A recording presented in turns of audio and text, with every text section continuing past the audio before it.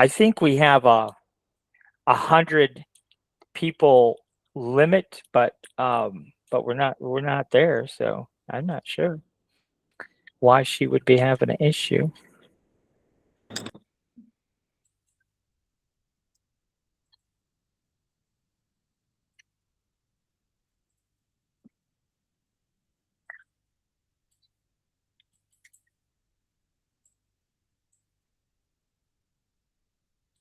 But yes, we had a lot of people ask about how to make custom notebook covers. So I just like, wow, I didn't realize this was even a thing. But I guess Kevin, it is. before you start, one quick question. On, on Inkscape, it has 3 frames. How do you get that frame off? You tried everything. I have no idea what you're talking about. Can I take a picture? What's that?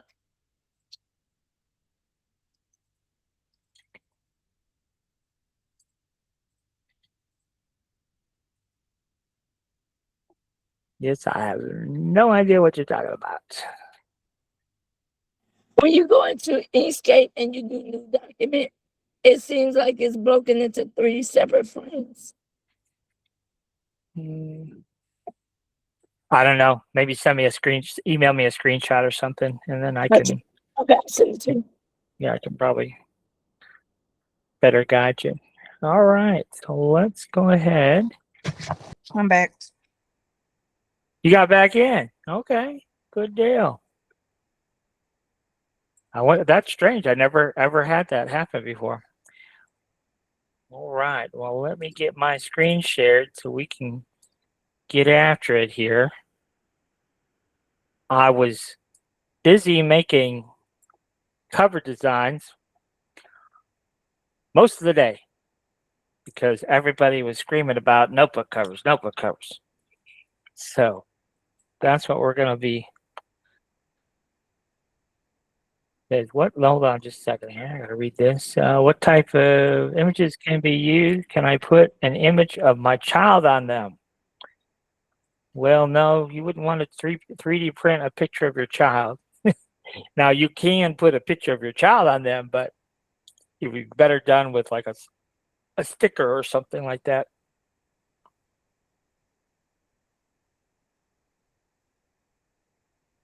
Then to 3D print it. Okay, so we probably have some newcomers in here by the looks of it, some fresh faces. So we'll talk a little bit about my Patreon and a couple of things that may be of interest to some of you. So let's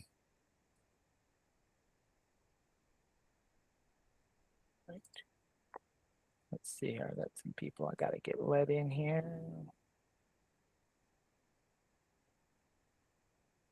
So anyhow, in regards to the Patreon, I have my free Patreon. So if you want to be notified when classes are and get the class link, that's the best way to sign up for the free Patreon because you'll get an email every Monday with the class link. Now, I have classes on Thursdays, which those classes are reserved for just our baddie tier members. So on Thursday classes are for the baddies.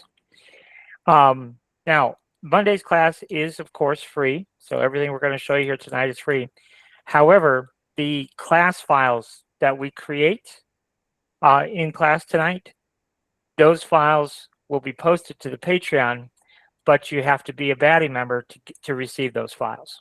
So if you want the completed files that we create, then you have to be a baddie member. Now, I've been talking with some of you who are diehard supporters, and I do want to give you an option because there are a few of you that have asked already. And I am going to post it after class tonight. But we are going to have it set up where if you want to sign up for an annual membership for the Patreon, then guys, if you could mute your mics if they're not already muted. Somebody's mic is, there we go. I can do it here. There we go. Ada, I got you muted. All right. But at any rate, if you do want to sign up for an annual membership to the Patreon, what we're going to do is we're going to set this up. I'm going to set it up on the website. But if you subscribe to the annual membership, it's going to be $300 a year, but you'll get the access to the Patreon for an entire year, and then everything that exists on my website today and everything that we post to the website for the next year, as long as you're a Patreon member, which you'll be for the next year, you're going to get every single file that we post to the website. So it'll automatically be posted. So we'll have a special tier for those that sign up for that annual membership. And so all the existing website files and everything that we create for the next year, or for whenever you sign up. So if you sign up 2 weeks from now, then your 1 year will start 2 weeks from now. Okay, so that's just another option for those of you who are committed and want access to whatever it is I create. So a lot of you are new, so just keep in mind. So Shalonda asked about, does that include resale rights? So when we so the short answer is no, and this is a good question because we have a lot of new faces tonight. So the short answer is no.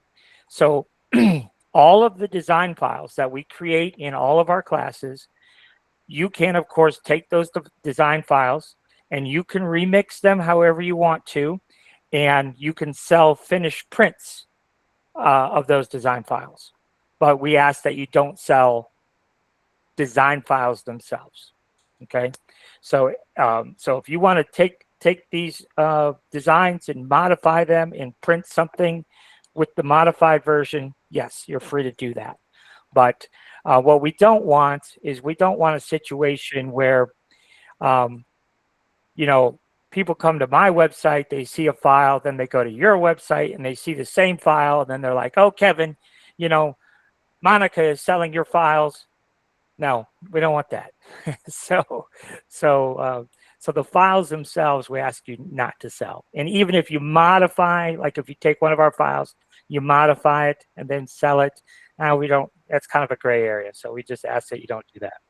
I'm not going to hunt you down if you decide to do that, but we just, we want you to create your own stuff. And hopefully we're going to share with you how to create your own stuff. So you'll just be able to create new stuff. So at any rate, that's what we're going to do. So that's really it on the Patreon side of things.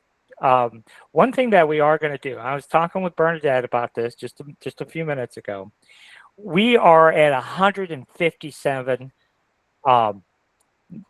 Batty memberships, and I told Bernadette when we get to 400 members, then those 400 members are kind of grandfathered in, and then you will get everything that we post for a year once we reach that plateau. So if you can share our name, we're basically halfway there already. So, and we've only been doing this about like a month and a half or so. So when we get to 400 members, those 400 members will get everything that's on the website today and everything that we post to the website for the next year once we meet that membership goal. And that's really what the Patreon's all about, is a lot of us coming together, investing a small amount of money per month, so that I can give more and more of my time away. The more members we have, the more time I'm freed up to focus on posting stuff to the Patreon. In the meantime, I still got to eat and pay my electric bill. So, so anyhow, so we've got two options for you. You could buy an annual membership and take advantage of all the files on the website right now, right today, and for the next year. Or as soon as we hit 400 members by word of mouth, then those 400 people will get everything on the website and everything we put on the website for the next year automatic. So something to look forward to. But in the meantime, we're going to talk about how we went about creating these notebook files. And hopefully we'll get through, 3 or 4 or 5 of them. I don't know how many we'll get through tonight, but we're going to try to get through as many as we can. Something new, a couple of things that I wanted to share with you on the Patreon. Now, you will have to be a Batty member to access this. But if you go to my Patreon page, there'll be a link that says posts, and then there'll be a link that says chats. And if you click on the chat link and you're a Batty member, you won't see this if you're not a Batty member. But I have posted a bunch of chat prompt libraries. And I'm going to show you a couple of them tonight that I think will really be interesting for you. But if you've never used chat, or even if you have used chat, I really think these particular prompts, these particular projects that I posted, I think will be really interesting for you to review. So if you haven't used chat, we're going to show you something I think that's going to be pretty interesting for you to see. But at any rate, I use chat in almost every single 3D design that I create. But I use it in a different way that you probably wouldn't think to use it. So that's what these chat prompts are all about. And I would encourage you, if you don't mind, to share your chat prompts to the group. Then you can come in here. When you're in chat, I don't have a chat open right now, but when you're in chat, in the upper right-hand corner, there's a button where you can click share, and it will actually share your entire prompt. And you could just copy and paste it right into this chat history so other people could take advantage of it too. Okay. Now, if you don't Is that live now? Because I don't see it. It's not coming up. Should be. You can see it. It's right here. See, it says right here. Yeah, mine's blank. My chats are blank. Hmm. All right. Well, I'll figure it out. Sorry. Yeah, I'm not sure. I'm really not sure. I'll have to investigate that because it should be for everyone. But anyhow, we'll investigate that. Like if nobody can see the chats, I don't know. My chat window looks different than yours because I might have to log out and look at it just like as an average Joe, because I own the Patreon, so my window looks totally different than yours. Yeah, mine just says chats and the page is completely blank. Okay. And I checked other Patreon chats and they work, so it's just yours. Okay. Well, that's interesting. All right. Edit chat settings. Let's click here. Chat guidelines, settings. Who can access? My bad. I didn't select the tier. You see that? So now see if you can access it. No wonder why nobody was commenting in my chat about chat. Can you access it now?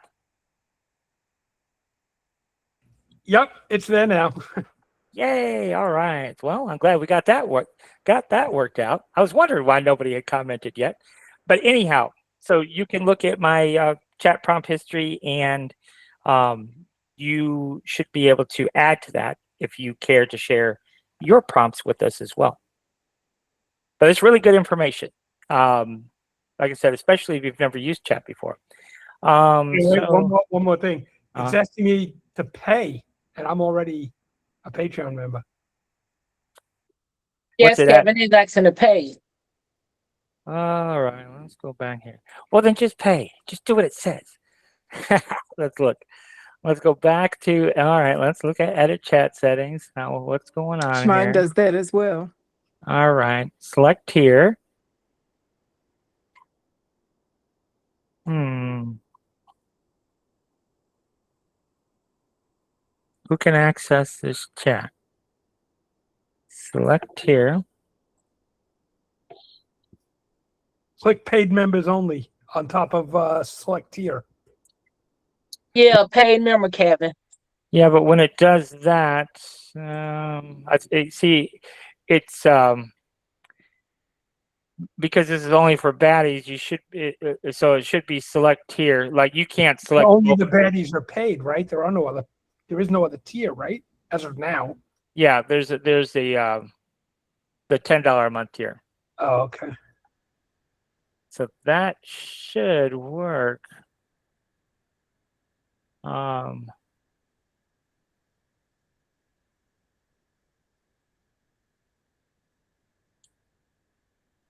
That's strange. I'm assuming It's this working. It's working, Kevin.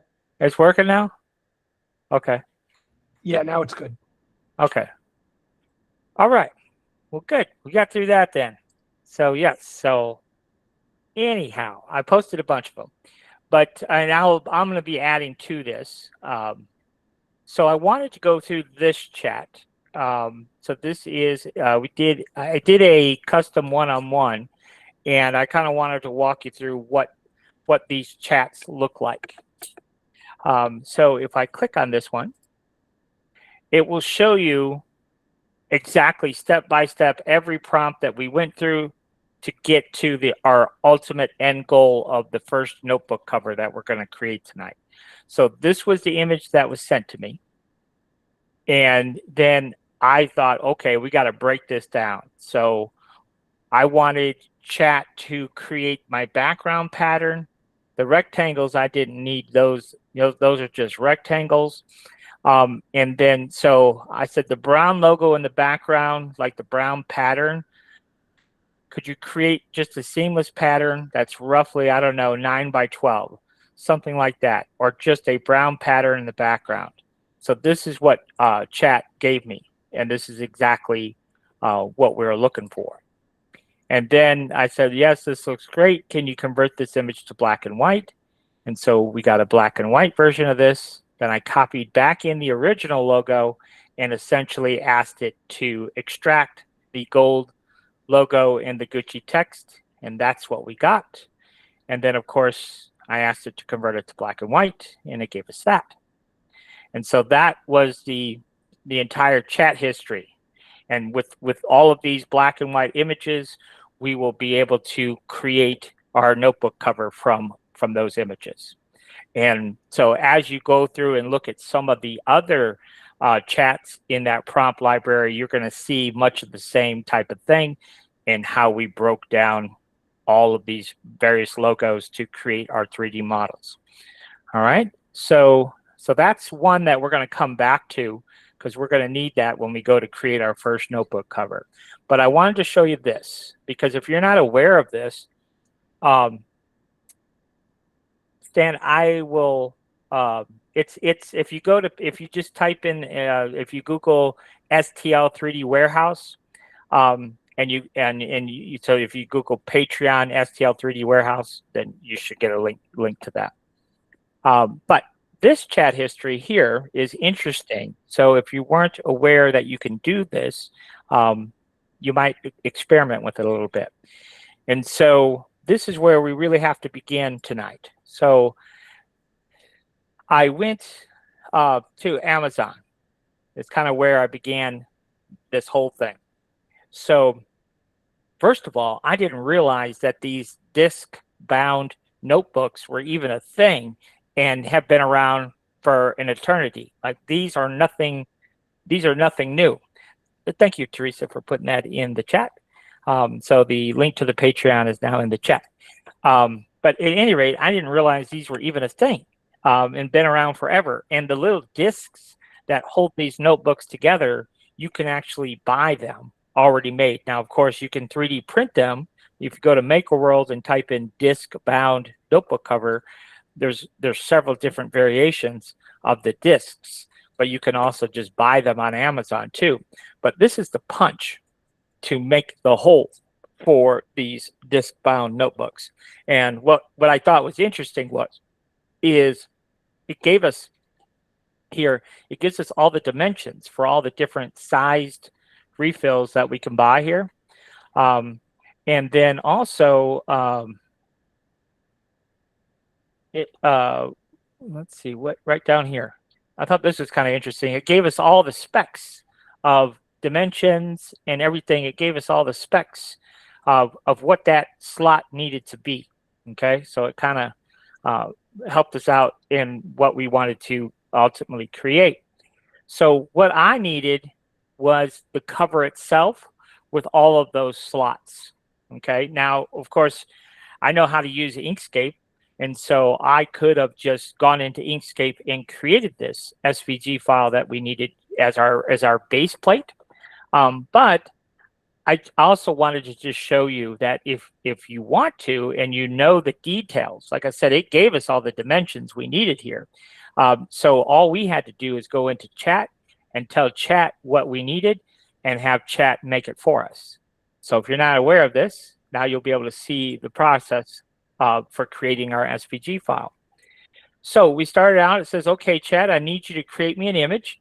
I need a black rectangle that is 1.7 millimeters tall. It needs to be 6 millimeters wide. And then on the right side of that black rectangle, I need a half circle shape that is centered on the black rectangle, but the height of that half circle is 6.4 millimeters and it's 3.4 millimeters wide, and it should be centered on the right side of my black rectangle. And you can see chat gives us this image and verifies all the dimensions I gave it.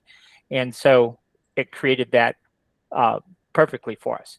So then I said, yes, this looks great. Now let's remove all the dimensions, leaving us with just the black silhouette shape of what I asked you to make. And so it gave us exactly that. So now we have our black silhouette shape with no dimensions. So now the fun part. So I say, okay, chat, perfect.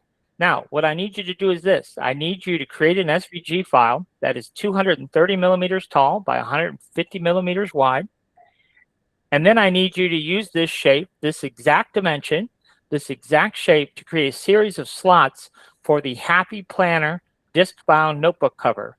And I need those removed from the rectangle for the notebook cover.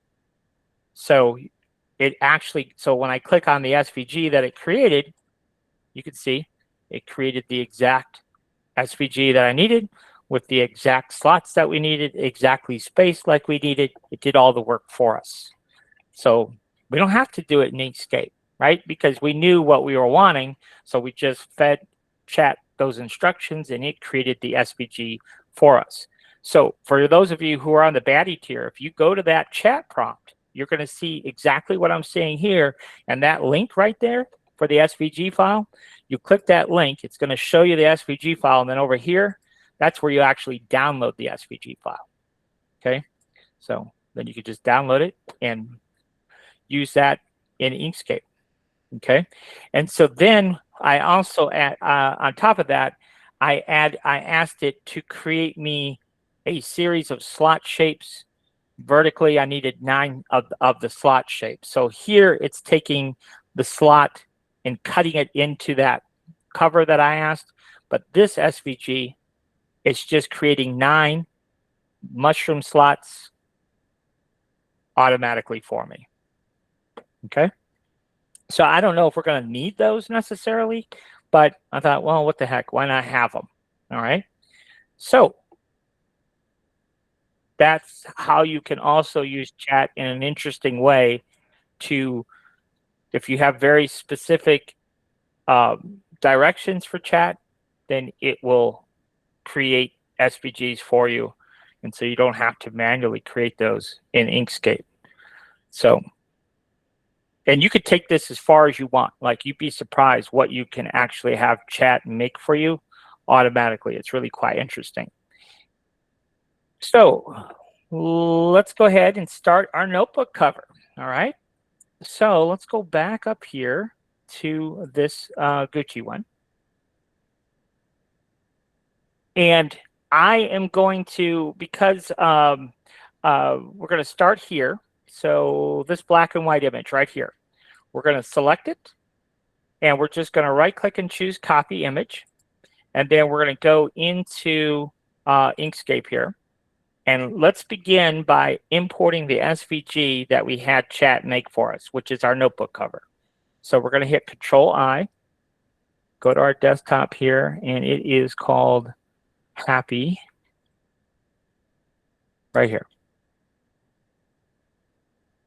So there's our cover, okay? And you can see it is 230 tall and 150 wide, and then it has all of our slots already made for us, ready to go, okay?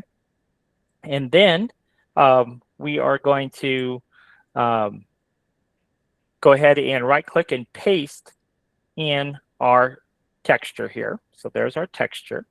And then we're going to right-click, and we're going to trace the bitmap. Now, Inkscape does a really good job of converting black and white images to vector. It does a very lousy job of converting colored images to vector. So that's why we try to break everything down to black and white.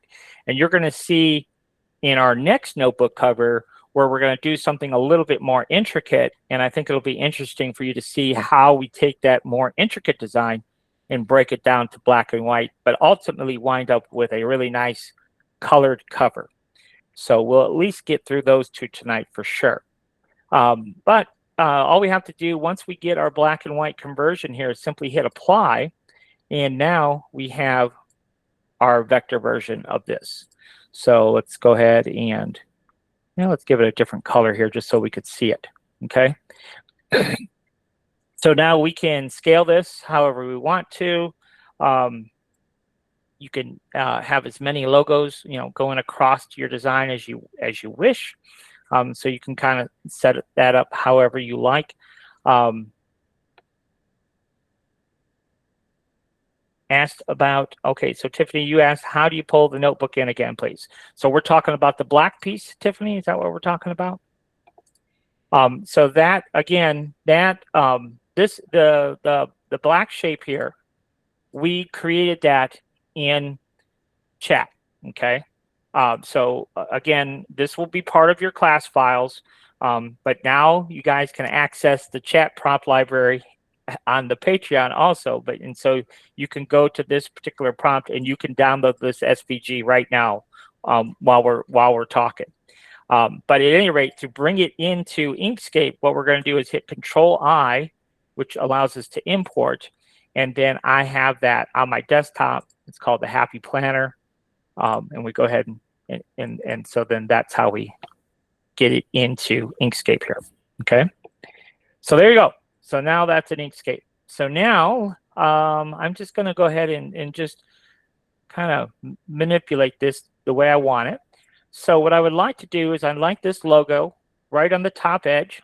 And then what I want is this logo here and this logo here to more or less be centered left to right. So let's go ahead and maybe scale this down even a little bit more. And then we'll just take a look at it here. Yeah, I think that's pretty good. So what I want to do is just, for right now, I'm just going to eyeball this. So I'm looking at this and this. Okay. So that's kind of what we're doing. We're just going to kind of eyeball it for right now. All right. So I say that's good enough. All right. Now, the next thing that we want to take a look at is you see this full logo up top. I would really like to have the full logo at the bottom as well. So you can see we just have to scale it up just a little bit. My OCD will get the best of me if I don't.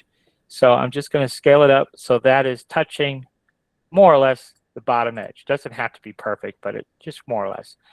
So it's touching up top. It's touching up bottom. Let's double check left to right. I think this now has to go over just a little bit. So that spacing is more or less the same. However you want it. If you don't care about that, then I guess it don't matter too much.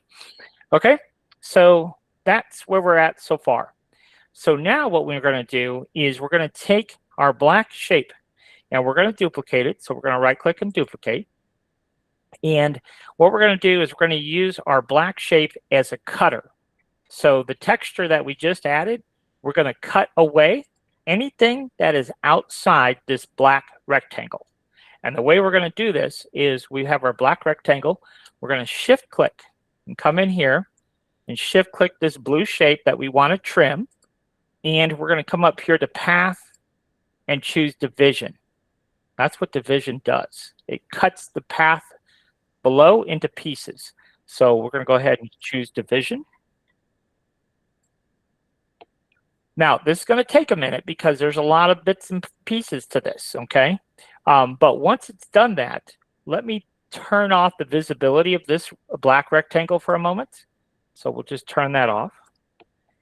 And now we can't really see what's happening here. So let's go to the view menu and let's go to display mode, outline. And now we can see this line that was created here.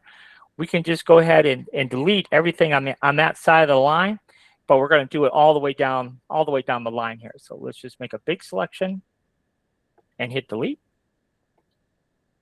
And we'll just keep going here and delete. Now, you might be wondering, there's some remnants left over here. When you see those remnants, all you do is just double click on them and then select those nodes and delete. So it's pretty simple. Double click on the remnant, delete. Sometimes it doesn't always get what we want cut. And it's too complicated right now to explain why that happens. So just know if you do see remnants, double click, select those nodes, delete them, and you're done, okay? So now we're going to do the same thing on the bottom. Now the bottom here, let's look and see if there's any issues that we need to deal with on the bottom. We were pretty close to the bottom here, so there may not even be any remnants, but let's just make a little selection right there at the bottom edge, see if there's anything. Nope. Tiffany says she needs a one-on-one. Wow, we didn't lose you already, I promise. Wait till we get to the second one. Maybe it'll all click then. But at any rate, we're going to go ahead and cut all the top off here. So let's do that. Right here, same thing. We're going to delete on this side. All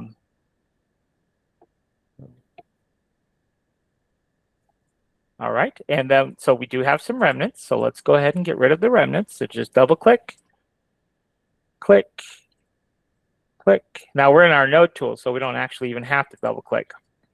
But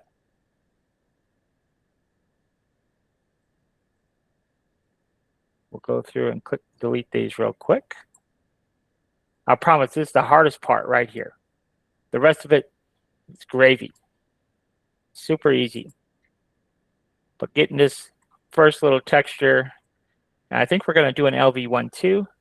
So, but getting this texture figured out, that'll be the most complicated part. All right. Now, let's see what's going on here. This is hanging over, but it's not trimmed, and that's kind of strange. So we're going to go ahead and, oh, you know what? I see it now. There's my horizontal line. That's why it's not trimmed.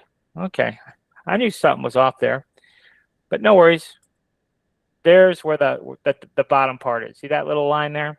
So I knew it was there somewhere. So we're going to go ahead and just select all of that and delete it. And that takes care of that. Perfect. Okay, so we got a couple more pieces here we need to get rid of. That one, and this one, and this one. Okay, now, so we've got it basically down to the size that we need it. If we were to select this right now and go to our selection tool, you're going to see that it is 150 millimeters wide by 230 millimeters tall.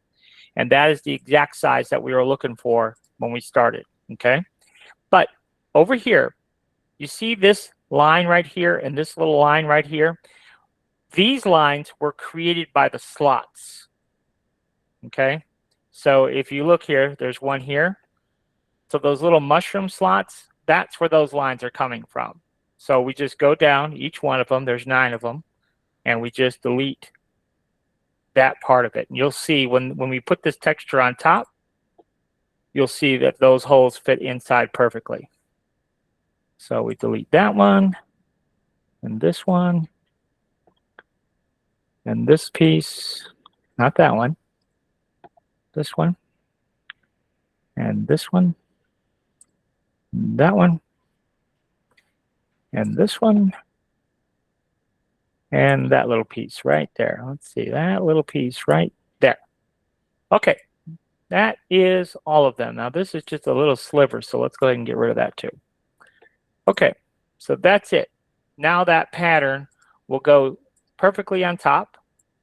So let's show you that. So this pattern, you see how it's a million pieces? We're gonna go to path and combine. We don't want it in a million pieces, we just want one. And so now we can take this and we'll take this notebook cover and we'll go object, lower to the bottom. And then we could just take both of those and line them up with our alignment tools. So here's our alignment tools, and we can select horizontal and vertical alignment. And now if you look, you see what I was talking about? Now this one here, I guess we need to get rid of that too. So we'll double check all of our slots. So you see there's nothing in the slot. So that's good. We need to get rid of that. So we don't want that in our slot. There's nothing in that one. Get rid of this one. That one's good. Get rid of this one. Nothing in that slot. And we'll get rid of that one. Okay, so all of our slots are clear. And now our texture is edge to edge, more or less centered exactly the way we wanted it. Okay, so far so good. So now we have to create the red stripe and the green stripe, right? So we're going to go ahead and grab our rectangle tool here in Inkscape, and we're just going to drag out a rectangle. Now I have this snapping turned on in the upper right hand corner. So we're going to go ahead and snap this into place. Hello. And then let's go ahead and make this a little bit less wide here, because our red stripe wasn't quite that wide. And let's go ahead and make it red. Okay. Now we're going to go ahead and duplicate our red stripe. So we're going to right click and duplicate. And all we're going to do is take this stripe here on the bottom and make it green. And then let's make it wider. But we're going to hold our shift key. And when we hold our shift key, it stretches it from both sides. Okay, so you see how we're making that one a little bit wider. Okay, and then all we're going to do is select everything and then hold our shift key down on the black rectangle and click it twice. The first time it unselects it, and then the second time it just reselects it. And the reason we did that is because we want to make sure that is the last selected object. Because when we go to alignment, it's based on the last selected object. And all we have to do is center those. So now this red and the green is perfectly centered with everything else. So now we just have one more element to add, and that's our Gucci logo. So let's go back to our chat history here and find that image. There's our image. So we're going to right click and copy it, come into back to Inkscape and paste it. We are going to right click and trace it. We're going to hit apply. And now we have our logo. Now, we have our logo, but we want to do something special with this logo when we go to create our 3D model. So we need to break apart the main logo from the text. So to do that, we're going to go to Path and choose Break Apart. And then we're just going to select the topmost elements. And we're going to go to Path and Combine. And then we'll select the bottom text and we'll choose Path and Combine. So now these two things are separated. And the reason we wanted to separate them, because when we go to create our 3D model, I want my logo, my main logo, to be thicker than my text. So that's why we had to divide the two. So now we're just going to go ahead and scale this to fit. So we might want to scale this down. We can make it whatever. Let's give it a different color so we could see this a little bit better. Okay. And then maybe make it a little bit smaller. So we'll make it a little bit smaller here.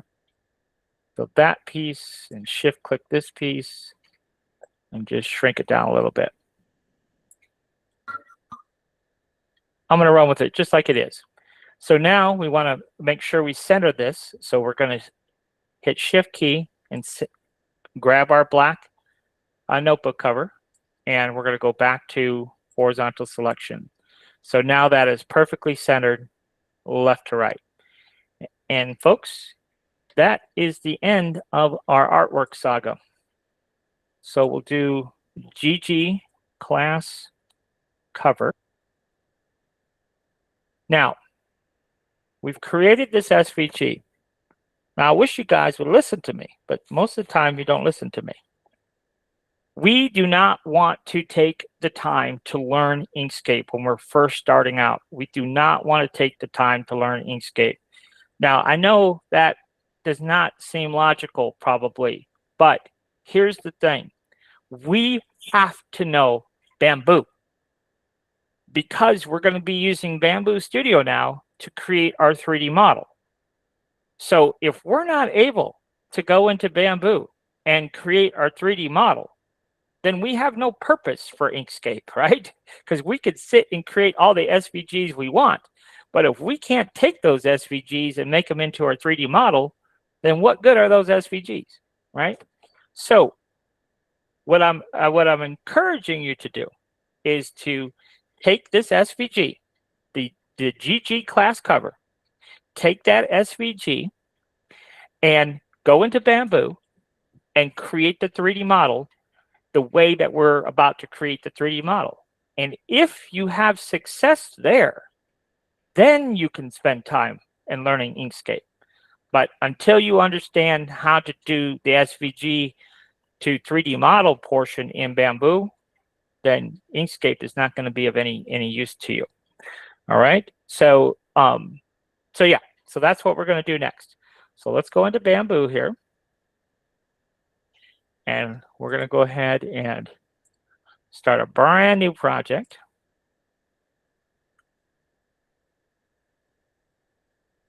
And let's go ahead and begin. So just like in Inkscape, to import an SVG, we hit Control-I. We go to our desktop, and we are looking for our GG class cover. So there is our SVG. Okay. Now, when we bring in an SVG into Bamboo Studio, it's always going to come in 10 millimeters thick. That's the default. And it's always going to be whatever the first filament color is, which in this case is this kind of light tan color. Okay. So our next step, after we bring in an SVG, should always be naming all of the parts of our model, because this will help us in the future. So if we click on the Objects tab, every piece that we had in Inkscape, we now have that in Bamboo. So we're going to go ahead and select our first piece here. That is our cover. So we just type in cover. And we just have to click this title one time. And that is our pattern. And then we move on to our green stripe. And then we would click our red stripe. And then we click our main logo.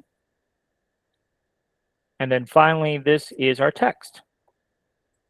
Okay, so that is, after you import the SVG, that is our first step, naming all of our parts. Now that we have all of our parts named, the next thing is to set the color for each one of our parts. So our pattern is going to be color 2 in this case, which is a kind of a dark brown. Our green stripe obviously is color 4, it's going to be green. Our red stripe is color 3, so we're just hitting the 3 key on our keyboard. Our main logo is going to be gold, which is color 5. And our text is also gold, which that is also color 5. Okay, so now this is where we're at. Okay, doesn't look like much at the moment, but we're going to get there. So now that we've specified all of our names, all of our colors, the next step then is to specify the thickness of each one of our parts. And so for the cover, it is going to be 2 millimeters thick. So we go to the scale tool, make sure uniform scale is not selected, and we hit 2. Okay. And then how thick is our pattern? Well, actually, I'm going to back up here. Our cover, let's do 1.5. It doesn't really need to be 2. Although 1.5, 2 millimeters, either way, it works for these covers. Our pattern is also going to be 1.5, and I'll explain why here in a moment. Our green stripe, though, that is only going to be 0. Okay. I'll tell you what, let's make the math a little bit easier for us. Let's just make it 1. The red stripe, we're going to make it 1. The main logo, let's make it 2.5. And then our text, let's make it 1.5. So hold on just a second. I want to. She says she was making it hard for herself. Yeah, sometimes you do that.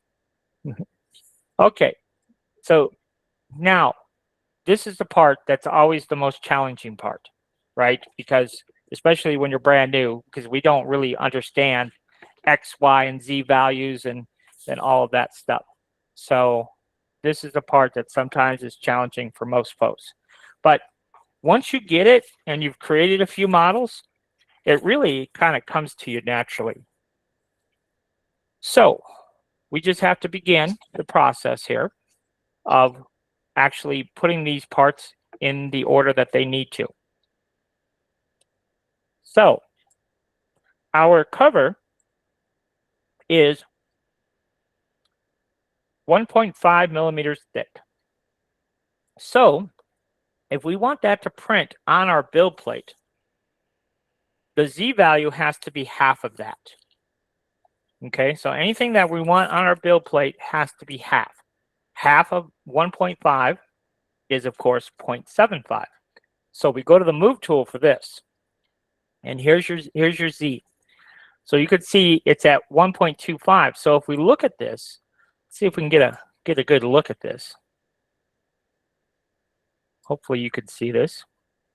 We'll zoom in nice and tight here. You see how that is floating in midair? So that's obviously not going to print for us, right? It's not on the build plate. So what we need to do is take our cover and we need to put the Z at 0.75. Okay, and now we also need our pattern to also be at 0.75. Okay, now the green stripe is 1. Okay, so where do we want the green stripe? So again, we're gonna walk through the math here just real quick. Hopefully this will make sense. So our back plate is 1.5. The green stripe is 1. Half of 1 is 0.5. So if we want the green stripe sitting directly on top of our cover, the Z value has to be 2. You say, well, what in the world? Why is that? Well, again, the green stripe is 1, half of 1 is 0.5, and we add it to whatever object we want to set it on top of. In this case, this object is 1.5. So 1.5 plus 0.5 is 2. Okay. Clear as mud? 2. Okay. And so now our green stripe is sitting perfectly on top of our notebook. All right. Now we move on to the red stripe. Okay. So now we have to do the math for the red stripe. So it's 1.5 plus 1, that's 2.5, plus half of the red stripe, which is 0.5. So if we did the math correctly, our red stripe should be 3. Now, you may be already saying, you know what, this is too much for me, I'm out of here. But you don't need to know the math. I'm just explaining the math so that if you want to know the math, that's how it works, okay? Even I get confused sometimes, and I do it the lazy man's way. All right. So I don't know the math, right? Just say I'm brand new. I don't know the math. So what we're going to do is we're going to show you how to do it without knowing the math, because that's probably where most of you are. So we're going to go to the move tool, and we're going to move the red up just an arbitrary amount. Doesn't matter how much we move it up, but now the red is up. Okay. So now we can use the assembly tool. So when we click on the assembly, we can go to the assembly tool, and you can see it says we're in the face-to-face mode here. So we want this face. Okay, so now you Tinkercad users, if you're used to doing this in Tinkercad, think of this as the work plane in Tinkercad. So we're specifying the work plane, boom, and then we're going to say take this piece, that face, the bottom face, and connect those two. So we click on this face, and then whatever this value is, we just 0. Okay, and now the red stripe is sitting perfectly on top of the green stripe. Now remember that we already calculated the Z height, what the actual Z height for this red stripe should be. Remember, we calculated that to be 3 millimeters. So let's just see if we are right. So if we alt click our red stripe, we go to the move tool, Bob's your uncle, 3 millimeters, just like we had previously calculated. So you can kind of teach yourself along the way. You know, I do this so often that these numbers kind of come to me automatically. I don't even really have to think about it anymore. But anyhow, that's how we get there. Okay, so going forward, we're probably going to go ahead and do that with our gold logo and everything. So let's go ahead and alt click the gold logo. Let's move it up. Now I want the back of my gold logo. It has to be right there on the front of my notebook cover. So we're going to use the assembly tool for this. So we go ahead and go to the assembly tool, click here, and then we'll click underneath here. We'll 0 this value out. And now you'll see that our gold logo is sitting directly on top of our notebook cover. And something else, our gold logo is slightly proud of red. And that's ultimately what I wanted. So you see the gold logo, it's slicing through green, slicing through red, but still slightly proud of red. And that's what I wanted, okay? So now we've got another situation with our text here. Our text, based on what I've just discovered there, needs to be at least as thick as this. So let's look at this. How thick is this? This is probably 2.5. So let's make that, let's go ahead and make that 3.5. Okay. And then let's go ahead and grab the move tool, and we're going to move that up to 3.75. So we're just going to move it up 1 millimeter. And I believe doing that, it's still sitting on top of our notebook. It's not. You see how it's slightly raised here? So let's go and just fix that real quick. Let's go back to our move tool and then go back to the assembly. So we're going to select that, go to our assembly tool. We're going to select the front cover of our notebook, the back of our logo, and 0 this out. So now that is sitting back on top of our notebook cover, and then this is going to be, so we have to alt click that in order to select just that one piece, but that is going to be 3 mil. No, let's do 2.5. And then we're going to set it on top of our notebook again, just like we just did. So we're going to alt click it. We're going to move it. We're going to move it up. And then we're going to select a whole assembly, grab the assembly tool, our notebook, and then any one of those faces underneath and 0 it out. So now that gold text should just be proud of our red stripe, which it does in fact look like it is. But it's sitting on top of our notebook, and then a green, red, perfect. that's what we need. So that is the finished product. Now, let's go ahead and move it over a little bit. Let's go ahead and make sure our prime tower is sitting all the way on the build plate. And let's just go ahead and slice it.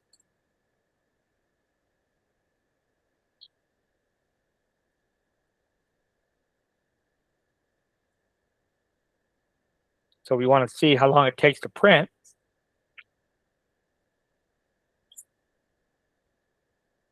Five hours. 22 filament changes, which isn't terrible for a for a 4-color print. But what I wanted to show you here, because our notebook was 1.5 millimeters and our pattern was also 1.5 millimeters, when we look underneath, ta-da, that pattern is on the inside of our cover. But none of our stripes are on the inside. The logo we don't see on the inside, right? But when we open that notebook cover up, we're going to see our pattern, because that's what I wanted to do. I wanted to be able to see our pattern. So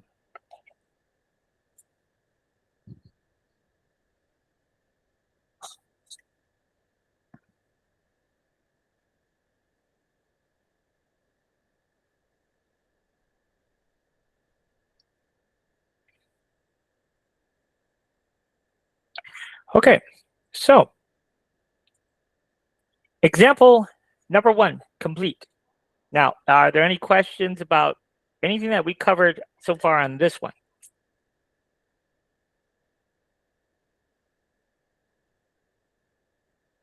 Yes, I have a question, Kevin. All right, shoot.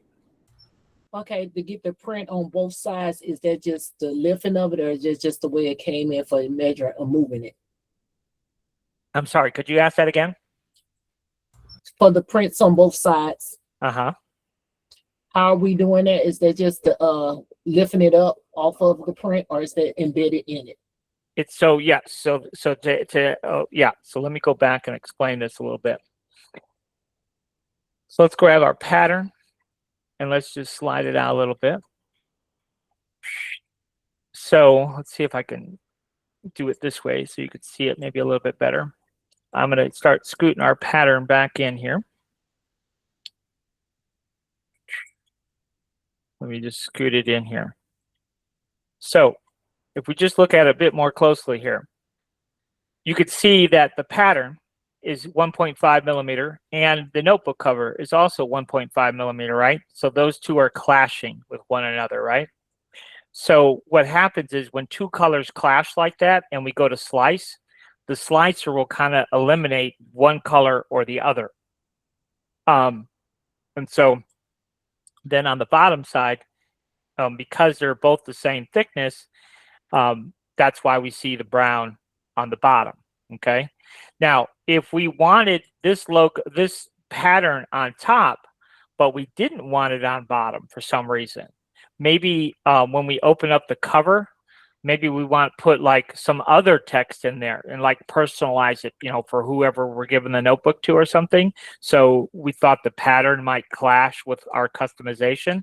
What we would do, instead of having this pattern, so I'm going to make it, so what I'm going to do is I'm going to back up here. Let's do this. Let's do it this way.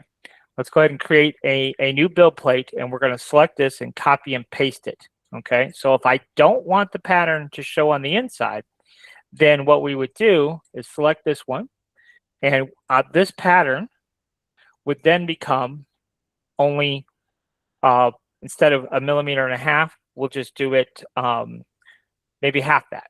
So we'll do it 0.75. Okay, so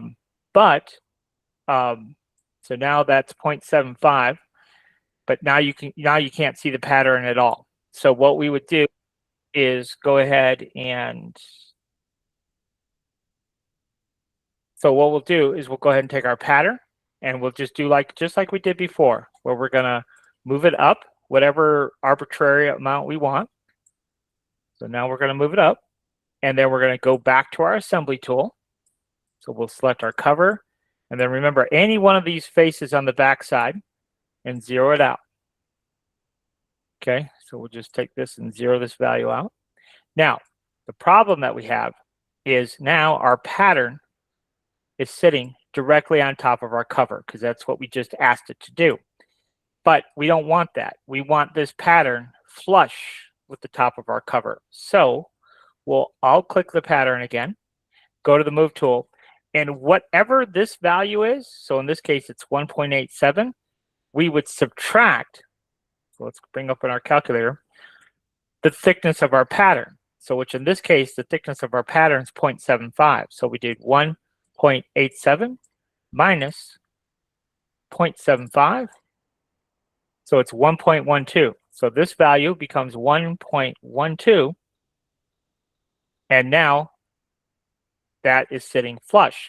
Now, just to complicate matters even more, let's go ahead and show you another thing, because that's really what I probably should have done to begin with. I wasn't really thinking about this. So back to our assembly tool, our notebook, but now we don't actually want the bottom face to sit on the same plane as our notebook. We want the top face of our pattern. So we click the top face, and then when we zero it out, we get the same result that we just got, okay? And we can verify this by going back to the pattern and going, and you'll see that the Z is 1.12. Thank you. Now, when we reslice it, Rena says she's getting it. It takes a little getting used to those darn X, Y's, and Z's. That's sometimes it's a little crazy. But when you get it, now, this is interesting because we moved it and you can see now we don't have the pattern on the bottom or the top. And this can happen because Bamboo, I don't know. It's a little crazy. It doesn't, that's why I usually use whole numbers instead of these 0.75s or 1.5, because when you were talking about fractional numbers, Bamboo doesn't do a great job. So what we have to do is just change this value just a touch. So instead of 1.12, just make it 3. And that usually gets it. But now when we slice the plate, that's what? I don't even know what that is. It's a very small amount. It's less than 1/10 of a millimeter. I guess that would be 100th of a millimeter.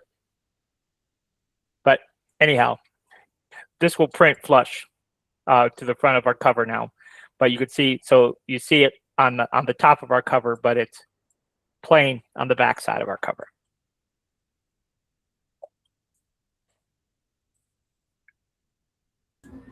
Thank you so much, Kevin. Yep. So now when we kind of repeat the process for our next one,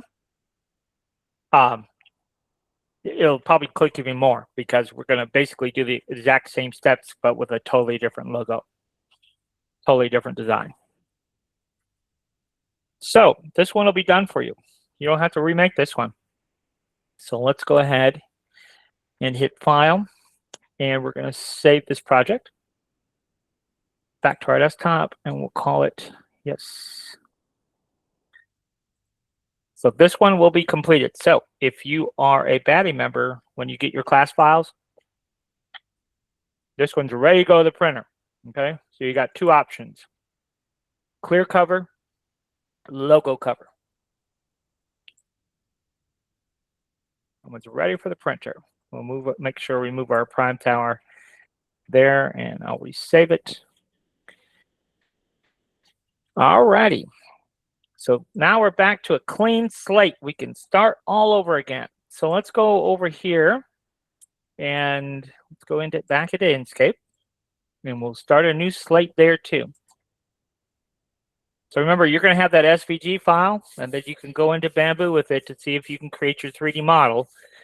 And if you have success there, then you'll get a special certificate where you can go into Inkscape and start learning Inkscape. All right, so let me show you some of the designs I was working on. So, and then you guys can maybe decide which one you want to work on. So let's run through them, and then you just start commenting in the chat which ones you want. So step 1 is that one. And then we did a little Betty Boop one. And then I did just a couple of, various textures I thought you guys might like. There's this one with the roses. And this one I did really for my daughter. And then I thought this was a cute one. Or if you want to do them all, we'll do them all. Just not tonight.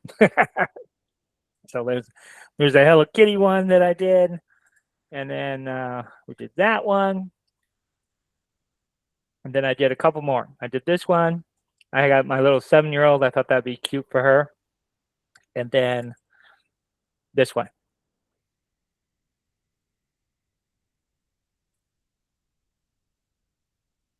So we can work through any of those.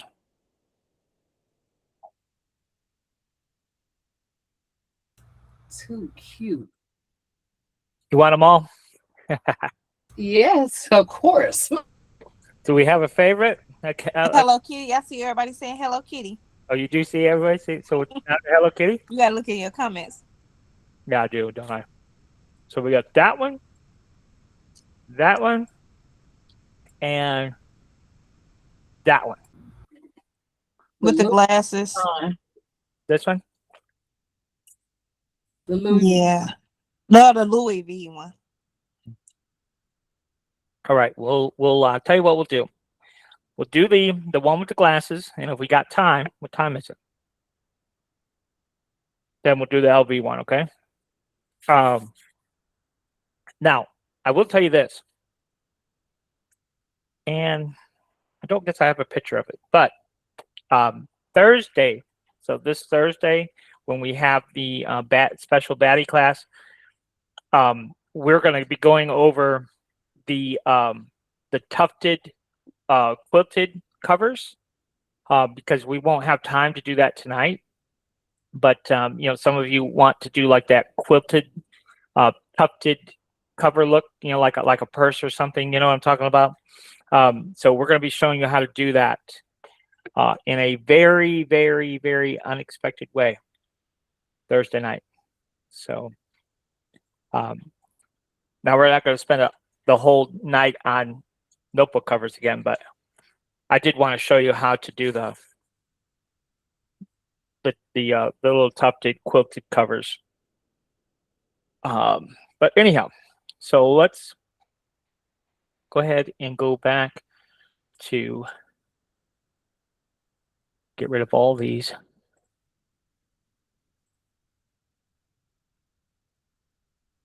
And I will commit to making all of those notebook covers for Thursday night. So Thursday night's class for the baddies will have all of those covers complete. So you can just go straight to print. But this one, what are we going to do here? Well, here's what we're going to do. We're going to right-click on that image and copy it. And then I'm going to give you my super secret trick. So we're going to paste it into chat. Now, remember, let's go back to that image real quick. Remember, I said I like to get everything down to black and white, okay?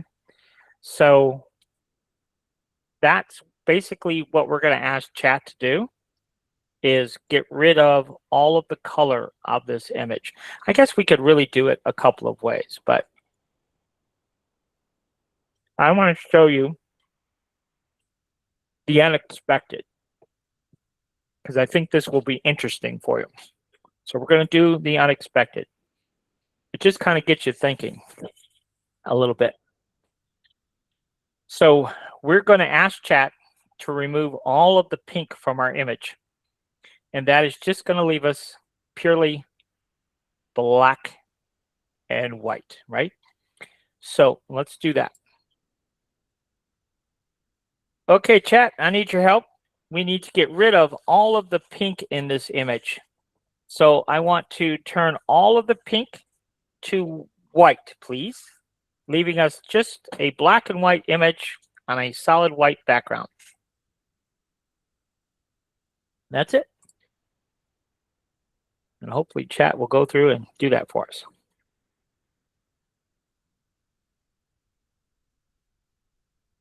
If I can convert it to black and white easily, that's always my first choice.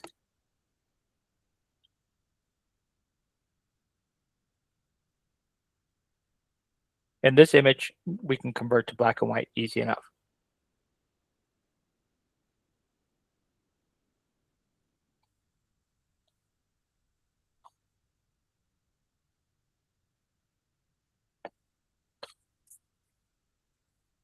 So there we go. Isn't she lovely? All right, so now we'll go ahead and click on this, and we'll right click and copy the image. And then we're going to go back into Inkscape, right click and paste. We've seen this before, haven't we? And then we're going to right click and we're going to trace the bitmap. We're going to hit apply. So far, so good. Everything is exactly the same as what we did previously. Now, here's where we got to roll up our sleeves just a little bit. This is going to take us a little bit more to do on this one. So I am going to bring in our image, our reference image here. So we have this to kind of refer to. But this is what we're going to have to do. And this is the part that's a little bit scary. But we're going to take this and we're going to go to Path and Break Apart. Okay. And I feel like this is the quickest way to do it. I might show you an alternate way, but I don't think it's going to be any quicker than what we're about to do. So now we have broken this apart, okay? And now what we're going to do is we're going to take this black cover piece, and we're going to go to Object and Send to Bottom. So right here, lower to bottom, and we're going to go ahead and give this a different color. Now, if you've ever taken any of my other classes, you know that you've seen this before, okay? So now that's at the bottom, okay? Now, we can't really see what's actually happening with this design just yet. So let's go ahead and Alt-Q it, and now maybe we can see it a bit more clearly. So what we're going to do now, this is the part that's going to be a little bit challenging. Let's see, how do I want to do this? Let's take this and make it pink. Maybe this will make more sense to you. So now we've made that pink, okay? So our stripe, our top stripe here, let's see here. How are we going to do this exactly? I want to check this out. All right. What happened here? What did I do? Well, I backed up too much. That's what I did. So anyhow, we're going to go back to Path and Break Apart again. And then we're going to take this piece and we got to push it back to the bottom again. And then we're going to turn it to pink. So this stripe, this stripe right here, we're going to go ahead. I'll tell you what, for right now, let's turn this off. So we're going to turn that off. And then this stripe right here is going to be pink. So let's go ahead and make it pink. And hopefully this will make more sense now. We'll see here. If I'm thinking correctly here. Let's see here. That's somebody trying to get in. Okay, so what do we have here? We have this path right here, this piece of our heart. Oh no, Inkscape crashed on me. That wasn't nice.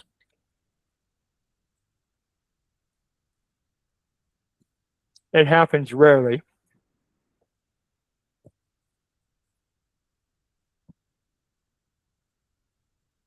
But it does happen on occasion.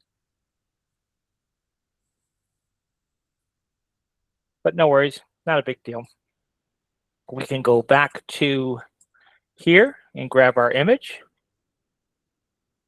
And then we'll paste our image. It's good practice. And then we'll hit apply to trace it. We'll delete the original. And then we're going to go get our color one and paste that in here. And now we're back to where we were.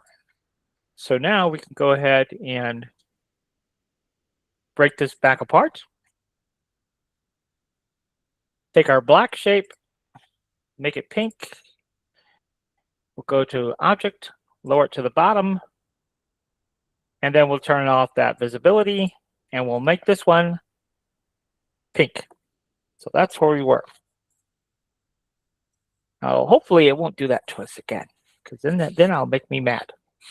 All right, so now back to where I was trying to explain that if we go into outline mode, and to get into outline mode, we're going to go to View, Display Mode, Outline. Now I have a keyboard shortcut that allows me to toggle between the two much easier. But we're going to take this piece here, and we're going to raise it to the top. So raise to top, and that piece is going to be black. And this piece here, we're going to go ahead and Object, raise to the top, and that piece is going to be pink. Now, if we look at this in normal mode, now you can kind of see the beginnings of what we're talking about here. Now, if we want to, we can take the heart shape here and go to our fill and stroke, and we're on the fill tab. We can grab our eyedropper and just sample this pink, and then it will actually be the same color pink if we so desired to do that.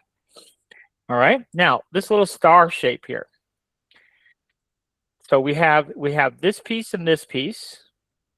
So if we go to the original, let's look at what that is. Okay, so we have, that's where those two pieces are, and then we have this piece. So we have pink, black, and then pink again. Okay, so if we come down here in our design, this is what we got. We got pink, so we can go ahead and make that pink. Then this one would be black, which it is, and then this one would be pink again. Okay, now we can go ahead and take those elements here, and we could select all three of them and raise them all to the top. So raise the top. Now if we look at this in normal mode, these are not in the right order. Okay, so we can come in here and we can just go to Object, raise to top, and you'll see now that I have my black, and now I'm going to select everything. Well, I'm really going to select my pink one, and then we'll go Object, raise to top. So now you can see that that's how we got to do all of our graphics this way. So this one has a lot of moving pieces, so it's going to take a little bit, but we'll just go ahead and do it real quick. So this one here, we're going to raise to top. So Object, raise to top, and it's already black. And then we'll go ahead and make this one pink. And we'll go ahead and raise that to the top. Now we're supposed to be able to hit our home key to raise things to the top, but it doesn't always work. So I just do it manually. All right, so now we have our first little bits all taken care of. Now, this piece that we started with, okay, if I make that black instead of pink,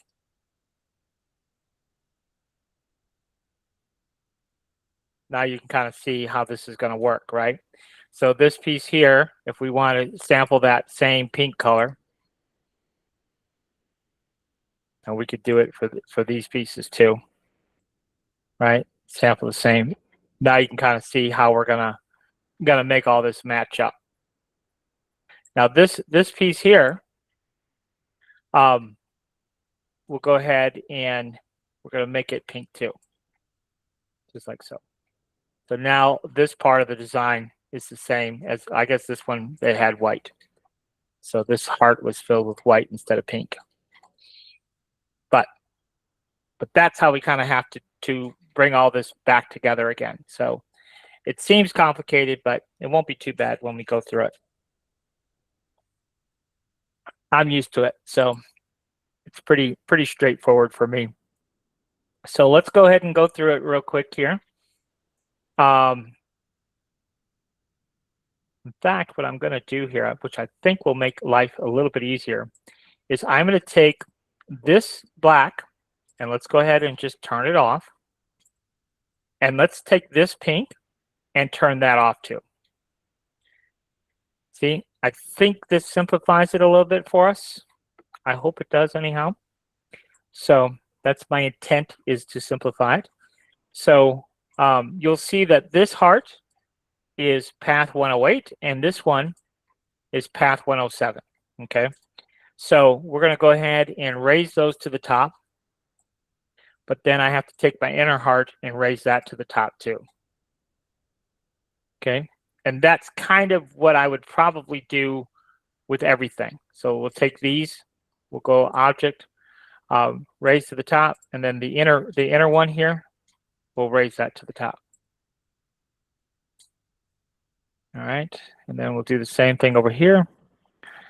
Object, raise to top, and object, raise to top. Now, all of these are going to be black for right now. So both of these pieces are black. We'll go back to object, raise to top, and then we'll select our inner one here, and we'll do object, raise to top. Okay, but I'm not really that overly concerned that all those are black. I really just want them all raised to the top like I need them. So same thing with our apple. We're going to go object, raise to top, and then the inside of our apple is going to go object, raise to top. So let's just stop there and take a look at what we've already done, just so we can kind of see what's going on here. So let's go back and let's bring back our pink shape here, because maybe this will make more sense. So this piece here, that's our pink. So let's see here. How did we have that? So this piece here, so that's pink, that piece is black, and then this piece should be pink. So let's look at that and see. Yes. So that's how that one's supposed to be. And then this one is essentially the same way. So all we need to do is make that pink. And then this looks like it's supposed to. Same thing over here. We select this, make it pink. That one's like it's supposed to. And then our apple, make it pink. And then, was there another piece? No, that was all black. Okay. And then this piece, we'll make it pink. So there we go. So all of those pieces are like they're supposed to be. So now that all those pieces are like they're supposed to be, what I think is going to be beneficial for us is just to take these and hide them for right now. So all the pieces that are done, we're just going to go ahead and hide those. So we just turn them all off. That's a general rule when I'm doing design work like this. Anything that we're finished with, we'll just make it less complicated for us and get rid of those parts of the design. Okay. So now when I turn this off, let's do this. We'll call this the pink background. Just so we know where that pink background is when we need it. Okay, so now you can kind of see we're getting down there. We're getting to the point where we need to be here. So I'm not sure. Let's figure out what these are exactly. I'm not sure exactly what those are. So let's turn back on pink for a moment and see if we could decipher where those go. Let me go and look at our original image here.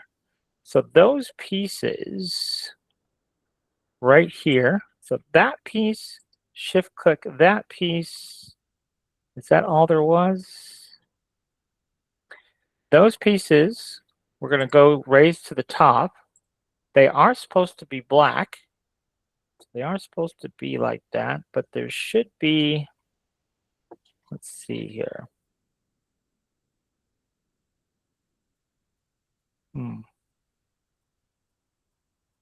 So when we turn on this piece, yes, so those pieces are black. Okay, so we can go ahead and just turn these off for right now. I'm not even 100% certain we need those, but we'll turn those off for right now. So we'll get rid of our, and if we get rid of our pink here. Oh, okay, these two here are also supposed to be black and to the top. That's what I was looking for previously.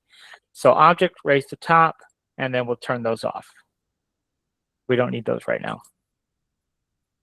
There we go. That's what I was looking for. So our book cover pieces here, let's see. This piece here and this piece here and this piece here and here, those are all to be white. And we'll go ahead and raise the top. And then this piece here is supposed to be pink. So we'll raise that to the top. And then that piece there is supposed to be black. So we are done with all of that. I guess we can go and look at it.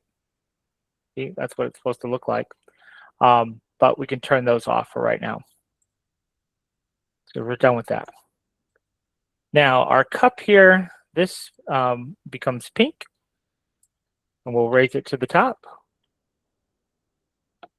And then our ruler, that was pink.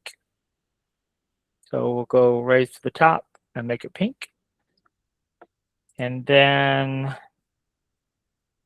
let's see here. This piece of the puzzle, or the pencil rather, was, we'll just give it a different color. And then this piece, we're going to do pink. And so both of those pieces we're going to raise to the top. And then this little piece here is going to be pink, and we'll raise it to the top. Now, if we want to look at this, we should be able to see, and this piece right here has to be pink as well. And raise it to the top. So now, that's what it looked like in our original design. So that's all good. We can go ahead and turn that off. Now we're getting there. Believe it or not, we are getting there. So these little pieces here that make up the detail in her book to kind of represent, mimic the pages, you're not going to see those when we 3D print. So best to just go ahead and get rid of those details, because you're not going to see them anyhow. So the Hello Kitty, this outline is going to be black. So I'm going to go ahead and push that to the bottom. So we're going to lower that all the way to the bottom, but we're going to bring it up a couple, 2 or 3, and then turn that off. This will make it easier to color all of our remaining pieces. So this is going to be white, and this ear is going to be white. This arm right here is going to be white, and this is going to be white. And all I'm doing is referencing my original image here. So that is white. Her collar is white. Her shirt is white. This little piece in the middle is also white. This is white. So let's see here. This and this is white. So I'm just selecting one piece, shift selecting the other. Alrighty. Let's see. Then down here, this is white and this is white. And this is white and this is white. And then this is white and this is white. Those shoes are pink. All right. So I think that's everything. This face here is white. And the eyeballs are white.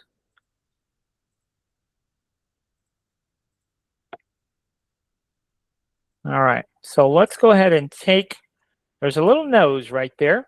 So let's go in Object, Raise to Top. And her nose, go and look at it in wireframe mode. This piece needs to go to the top. And for simplicity's sake, we're going to make it white.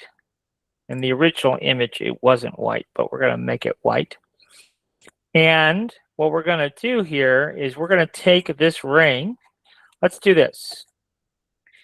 Let's take this piece and cut a hole in our black. So we're going to shift control that and hit control minus.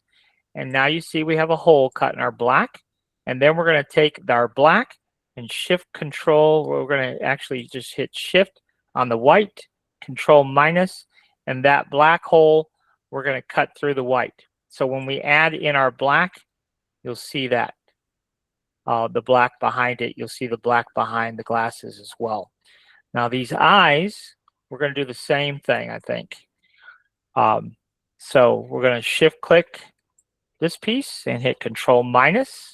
Ooh, we can't do that because we have to raise those to the top first. So object, raise to top. When we're using a cutter piece like we are, I'll tell you what, I'm going to change my mind. I'm going to leave those eyes on top of the white. That'll probably look better when we go to print it. This little piece is white. Okay, so now I've got all those pieces white. Let's go ahead and select all of them, all the white pieces. So to do that, we're just going to right click and we're going to choose select same, fill color. And we're going to go ahead and combine all those to white. So we're going to hit control plus. That's the same as if we went to path and union. And so now you see all of our white bits are all together. Now everything that's left there except our eyes, I guess, should be pink. So we're going to select everything, shift select our eyeballs, and turn it pink. So now you see everything else was pink. And yep, that's it. So there we go. So now the design is kind of sort of complete. What we're going to do here is take all of our pink now. So we're going to select same, fill color. And we're going to combine those into one piece. Control K or Control plus, either one will get the job done. So now that's all one piece. Now, if we look here, we still have a bazillion pieces here. And this is not going to work for when we go into Bamboo. So we still have to figure out all of this. But the design is complete. And that's the most important thing. So let's go back in and take a look at everything and see how we can begin to simplify this. So we're going to go ahead and we're going to have to take this pink background and we're going to just have to shuffle it down to the bottom of the stack here. So now you can kind of see where we're at here. So this is our background. So I'm going to just go ahead and name all these pieces so we can kind of keep it all straight here in Inkscape as we go. So that is our background. And then we have our pink background. And now what? Now this is an image, which we don't need the image reference anymore. Let's go ahead and turn off those first two things and see what we can do next.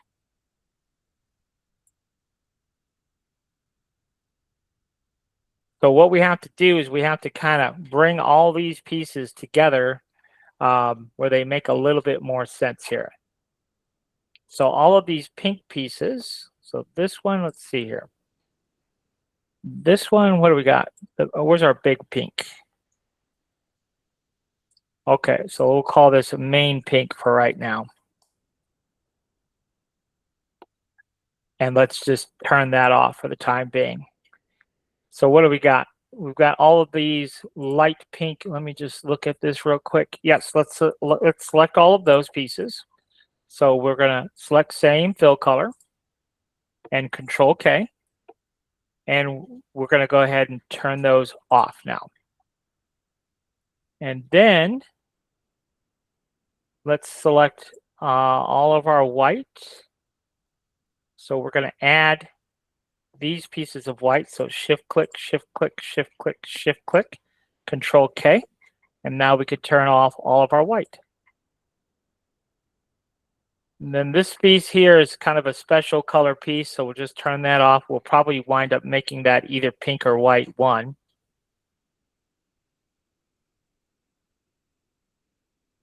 So then, what do we want to do next? Let's take everything that right here and I see.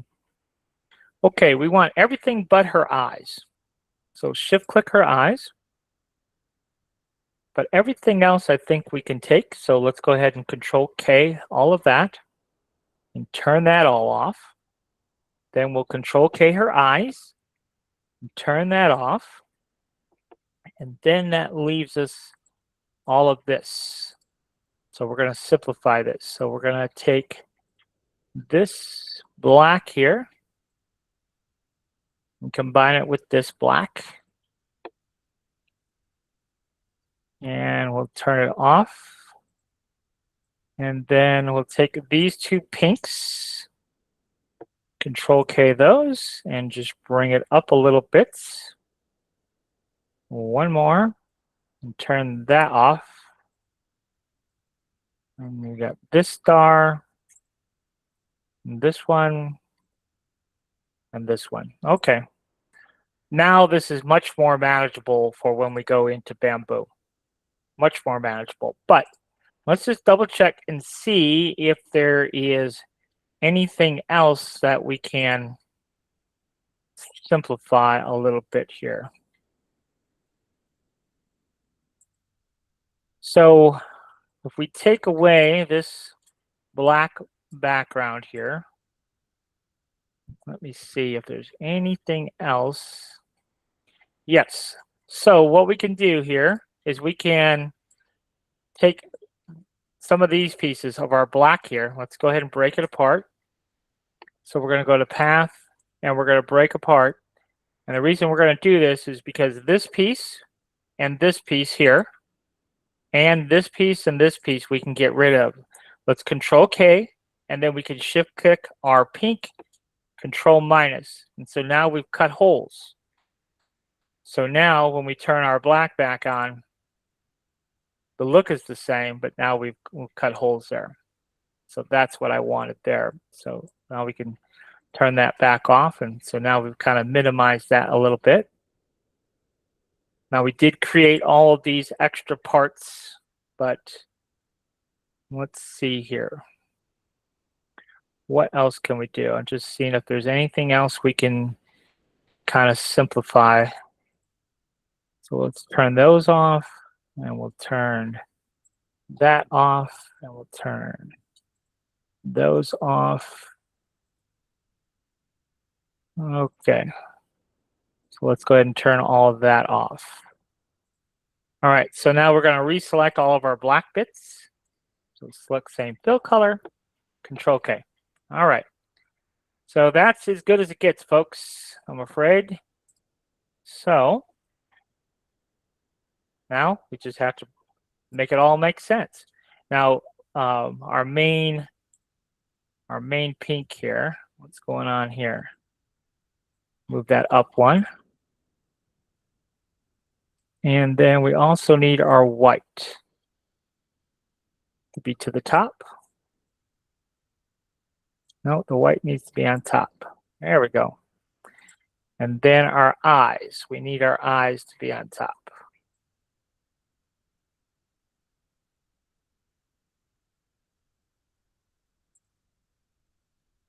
What in the world here? What happened to our white?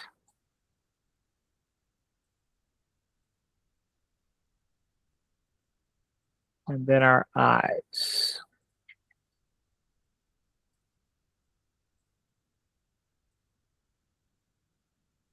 Well, what's going on here? You joined the eyes when you joined union the black. Maybe you're right. I thought I deselected those, but I guess you're right. So let's do that. Let's go back and break that apart. And let's see here. So we're going to go back in, select same fill color, but we're going to shift select our eyes and then combine everything.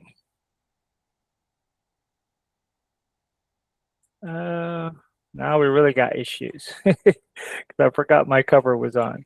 So let's turn that off. There we go. Now we could select everything but our eyes. And now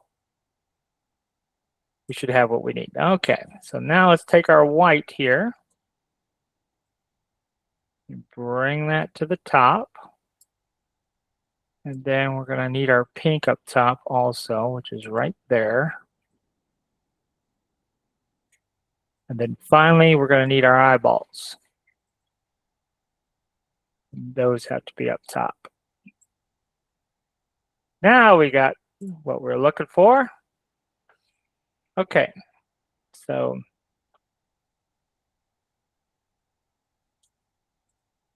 mostly now we have to get these up top. All right. Well, it's going to be one pesky bugger. All this stuff has to be up top. And then we have this piece has to be up top. Okay, so now, yes, we have all of our pieces. Let's go ahead and save this. We don't want Inkscape crashing on us now. So this is going to be H key back to school. So again, if now we have a more complex design. So now we're really going to test our bamboo skills to make all this come together like we need to. So we've got more parts, more pieces. So we'll see how we do when we go to create this 3D model here. Now, one thing that we haven't done is let's bring in our, we're going to bring in, when in chat, we made, let's go back to that maybe, just so we can, let's see here. I don't remember. Yeah. So this one here, see these bits right here? This is the SVG that we need. So this is called 9 mushroom slots. So what we haven't done here is we haven't cut our slots in our notebook cover. And I would rather do that here in Inkscape than to do it in Bamboo. So let's go ahead and do that. So we'll find, let's see, it was class file 713. I should have that in here. Doesn't look like I do though. So then we'll go to the desktop and look for 9. There it is. So these slots are already perfectly sized for what we're working on here. I say they're perfectly sized, but this is not perfectly sized. So we're going to go ahead and scale this down. So we're going to lock it, and we're going to scale this to 230 millimeters tall.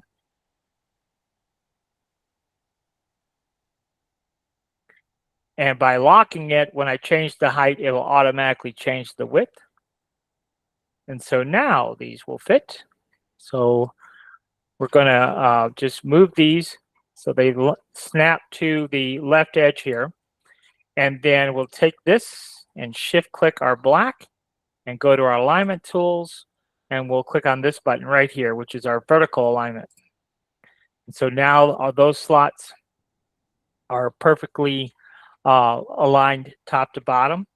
And what I want to do is just take those and just move them out ever so slightly, just so they're covering that, just like that. So we're going to have to cut twice, at least. So our first cut, so I duplicated this, so now we have two of them.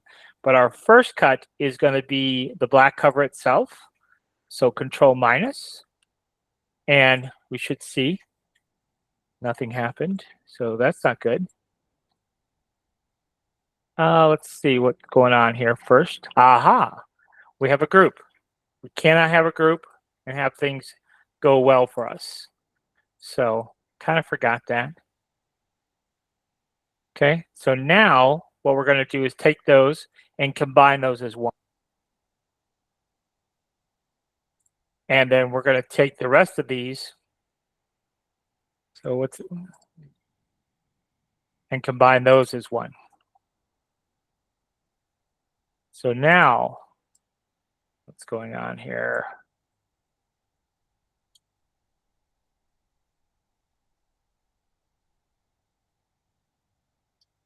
Okay.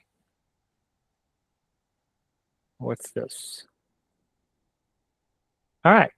So anyhow, so we're going to take these and then we're going to shift control our notebook and now hit Control minus. And so now what's happened here is our notebook, you can see, has all the slots like we need. But now we also need to do that for the pink, at least for the pink. So I'm going to duplicate it again and then shift click our pink and do Control minus. And so now our pink is cut. You see that? But now let's just double check and make sure we got everything. So if I move these out of the way, do we have to cut anything else? So we see all of our slots are clear, clear, clear. Aha, I thought there would be something else, and there is. So we have two parts of our apple. So we have to duplicate these again and shift click the black of our apple. And then we'll select those and shift click the pink of our apple. So Control minus each time. And so now you can see that all of our slots are in fact clear. And so now we are ready to save this for converting it to a 3D model. Phew! So there we go.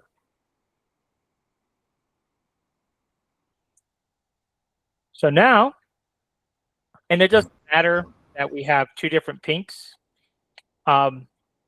because in Bamboo, we're going to go ahead and convert it all into one anyhow. So whatever the colors are here, doesn't really matter.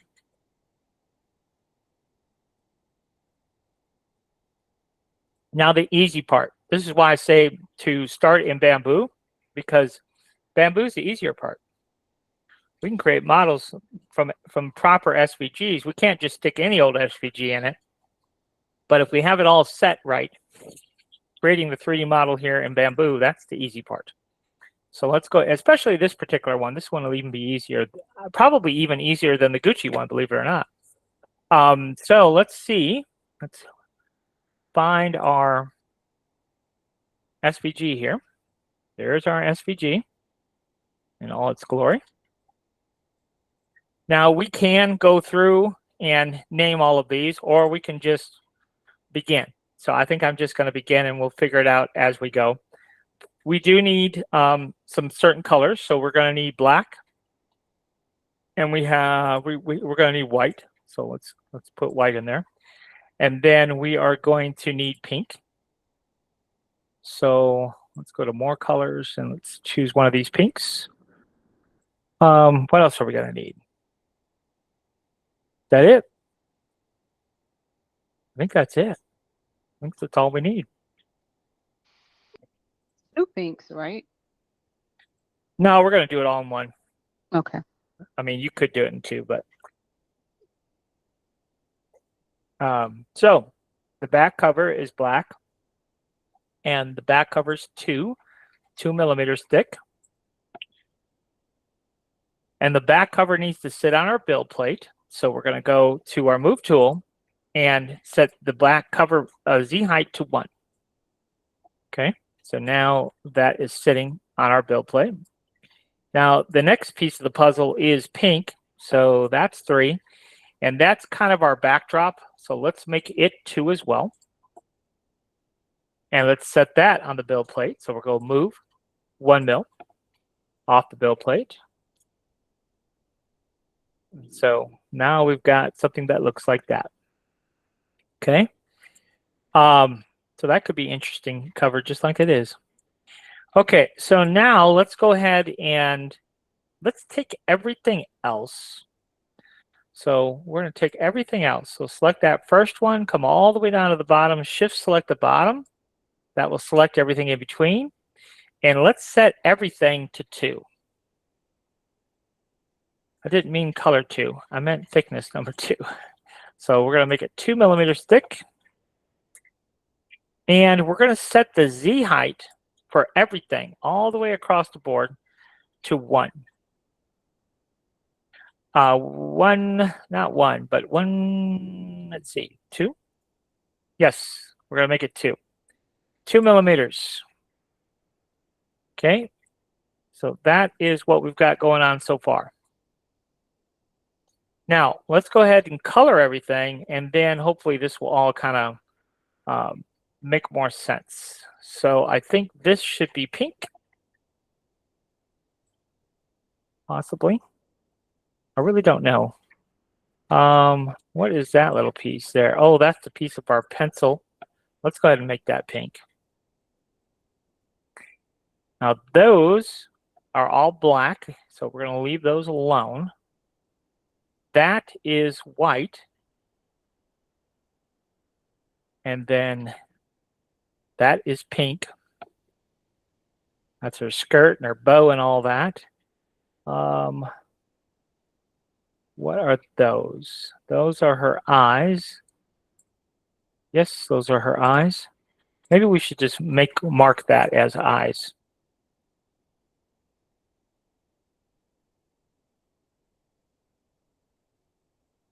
And then what is that? That is all, that's black. Yes, okay, so that's black. What do we got here? That's probably black. And maybe that's white. Okay. Well, we're going to have to figure some things out because it doesn't look like we have enough parts and pieces here. So let's go over here. Maybe we do need to name these things. I was going to try to skip that part, but it's just confusing enough for me. Go ahead and we'll just name everything real quick. So that's the cover. That is our pink. And then what is that supposed to be? Let's look at that first of all. So that is supposed to be black. So that piece is supposed to be black. Let's just call star right. And then pencil. We're going to leave it pink. And then that is our black background. And then that is our white. So let's go ahead and change the Z height here. So maybe this will make more sense on this piece. So the black background we made at 2. So this one here, we're just going to set the Z height at 2.5. And then at least we can see it, see what's going on there. So black background, our white. So this is our pink. Let's set that to 2.5 as well. Maybe we could see that better. The eyes, I don't know what that should be. Let's set that to 3. Let's look at it. Yeah, that works. So then what do we got? That's white. That's supposed to be white. That's our upper star. And let's go ahead and make that 2.5. And then our last piece here. Now we got an issue. Because that piece, what is that supposed to be? So this piece here, that's actually supposed to be pink. So let's make that pink first of all. And then that last one is supposed to be white, but it's supposed to be at 2.5 also. But remember I said we were missing some pieces. So yes, we are missing all of our pink for some reason where our apple and stuff goes. And we're missing a pink heart here as well. And we're missing a white star down here. We're missing several things. So let's go back here to Inkscape. No reason for us to be missing those pieces.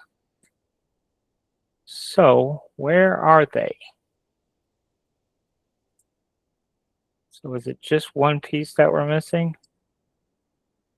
It does look to be that way. So where is it? So I'm just going to alt click this and move it out of our way. So it's there. It's right there.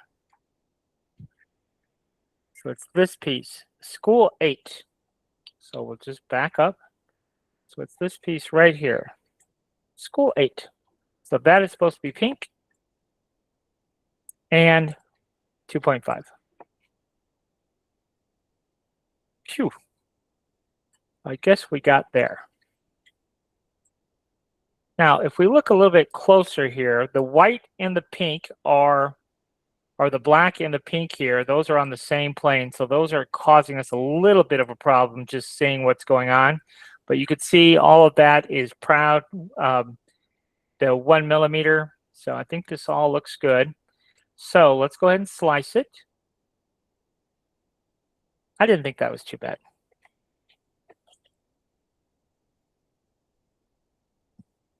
You could see it said slice okay. So that's pretty good. You could see we have 28 color changes. So that's not great. But we have a 4-color design. And, you know, it's not what I would consider a simple design. So there's lots of different colors on every single layer. So that's why we have 28. So this isn't bad. This is only 4 hours. This is less than the Gucci cover. So that's not so bad. But there you go. And it's thin still. But I think that's a cute little notebook cover there.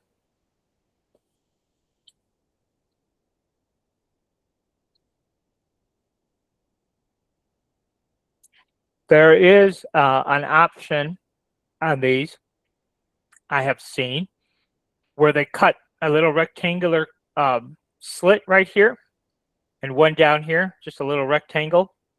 And that allows you to put in a piece of elastic. So you, like on this one, you could get a piece of black elastic that could hold the notebook closed. So I have seen that being done.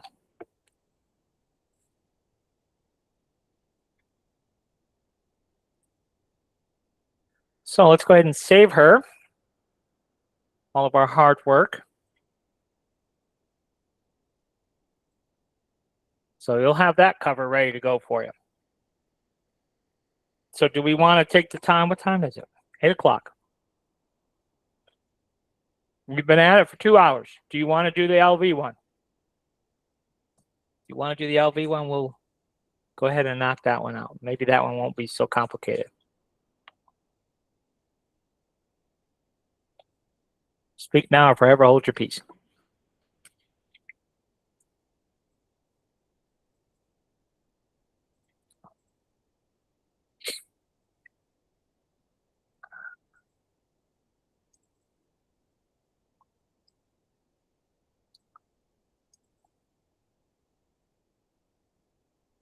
This doesn't look like it has as many pieces.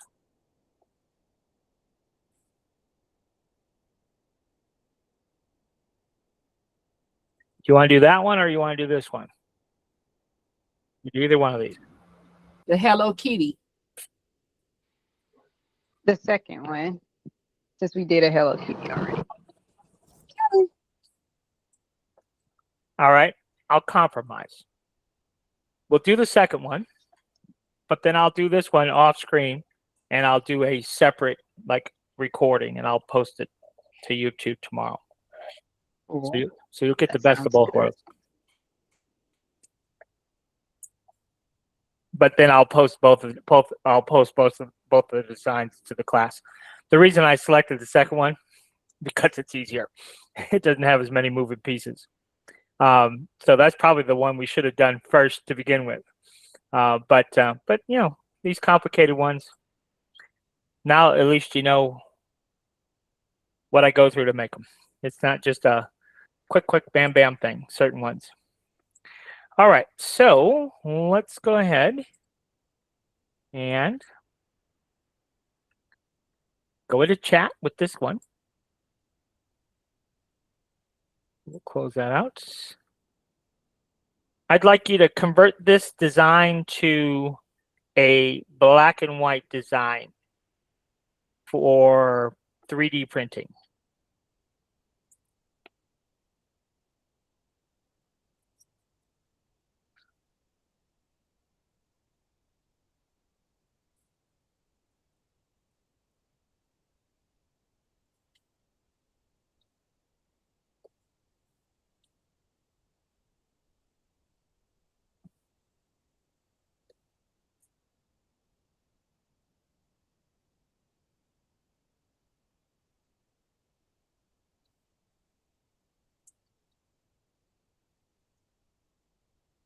There we go. Now we're talking. Copy image. We'll hit File New.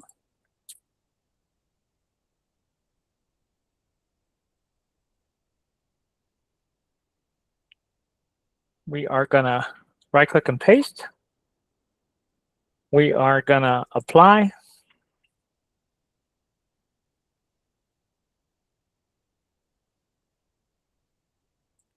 Drag it down.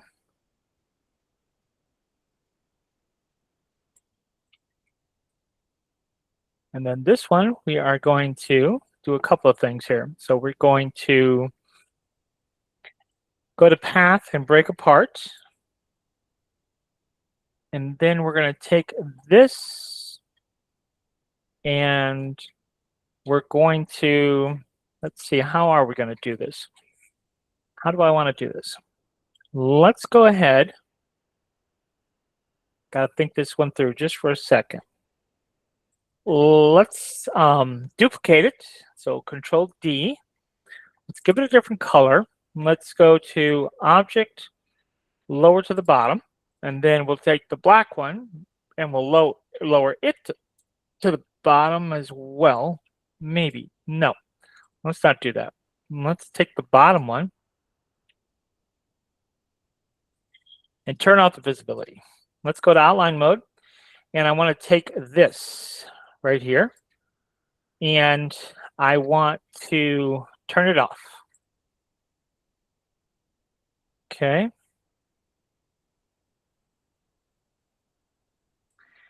And then I want to take everything that's left and combine it into one. And then we'll turn that back on and we'll turn this back on. And that's what we got. So we don't need our image no more. Goodbye. So we just have our solid background piece. So this magenta one here is one solid one. And then we have this and then our logo separate, right? So we do need to punch some holes. So let's go ahead and do that. So we're going to hit Control I, just like we did previously. And we're going to find our 9 mushrooms. So there's our 9 mushrooms. Let's go ahead and give it a different color. And we're going to have to scale this to 230. So the height needs to be 230. And then we're going to take our mushroom and we're going to shift click our notebook here, go to our alignment tools, vertical. Whoa. And notice it says relative to page. That's my bad. Remember I told you, you got to make sure it says relative to last selected, then vertical. And then we're going to take our mushrooms and just slide them over so they are just barely peeking out here. So we'll turn off snapping, just barely peeking out. And then we got to make duplicates. So we're going to make a couple of them. So I just hit Control D. So we're going to shift click our magenta piece and cut that. So Control minus. And then we're going to duplicate these again. And we're going to shift click the black here and Control minus. And now if we move these out of the way, oh, what do we got going on? We got groups going on. Bloody heck. I need to change that. That drives me crazy. That's why I don't like working with groups in Inkscape, because it won't tell us that we have a group. It just does nothing. So we ungroup it. Bring all our mushrooms together in one piece. Now duplicate those mushrooms and now do it again. Shift click magenta, Control minus, select the mushrooms, shift click the black, Control minus. Now if we move these out of the way, we have our open slots. So let's just double check that all our slots are open. They should be. And they are. So now we don't need our mushrooms no more. So we can go ahead and delete those.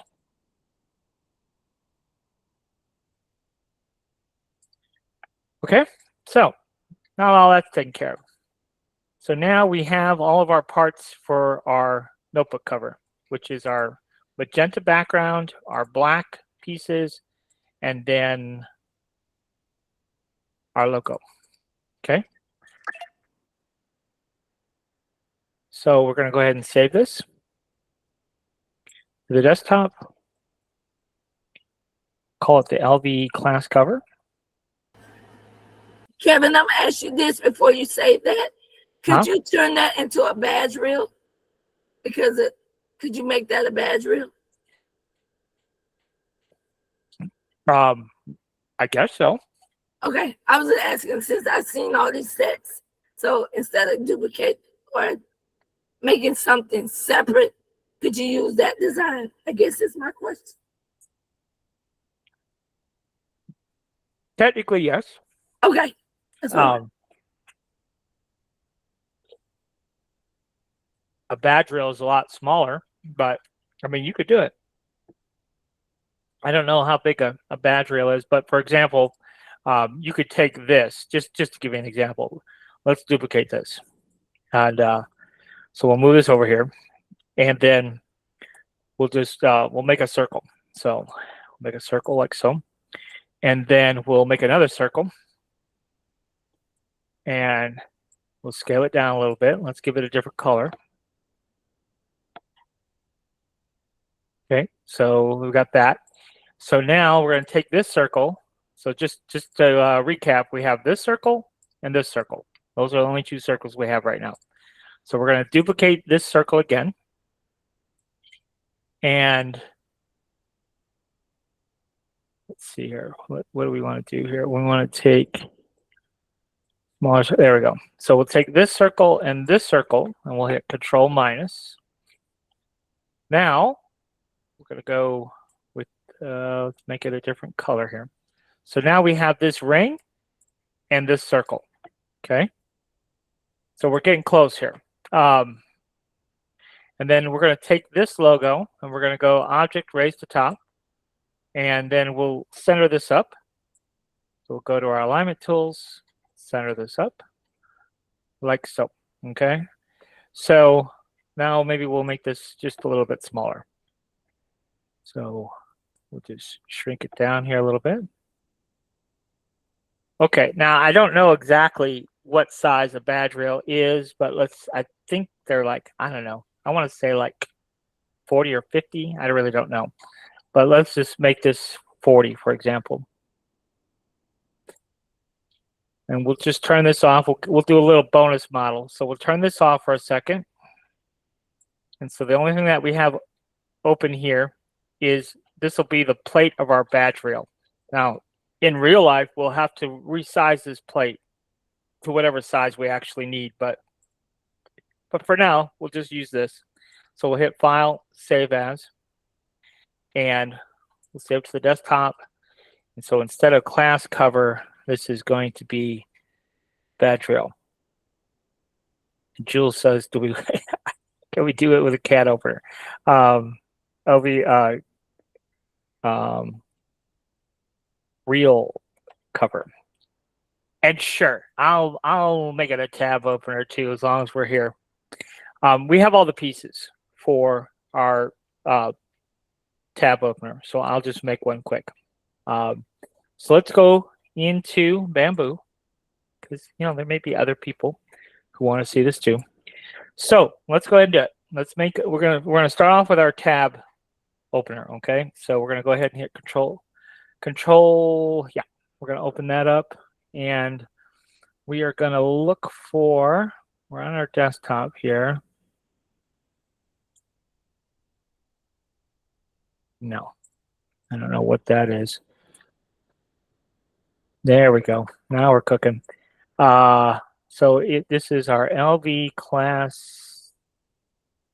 Where it is, class real cover. There it is. So there's our SVG. Now for a tab opener, we want to probably be more like instead of 40, maybe 67. Let's just do that.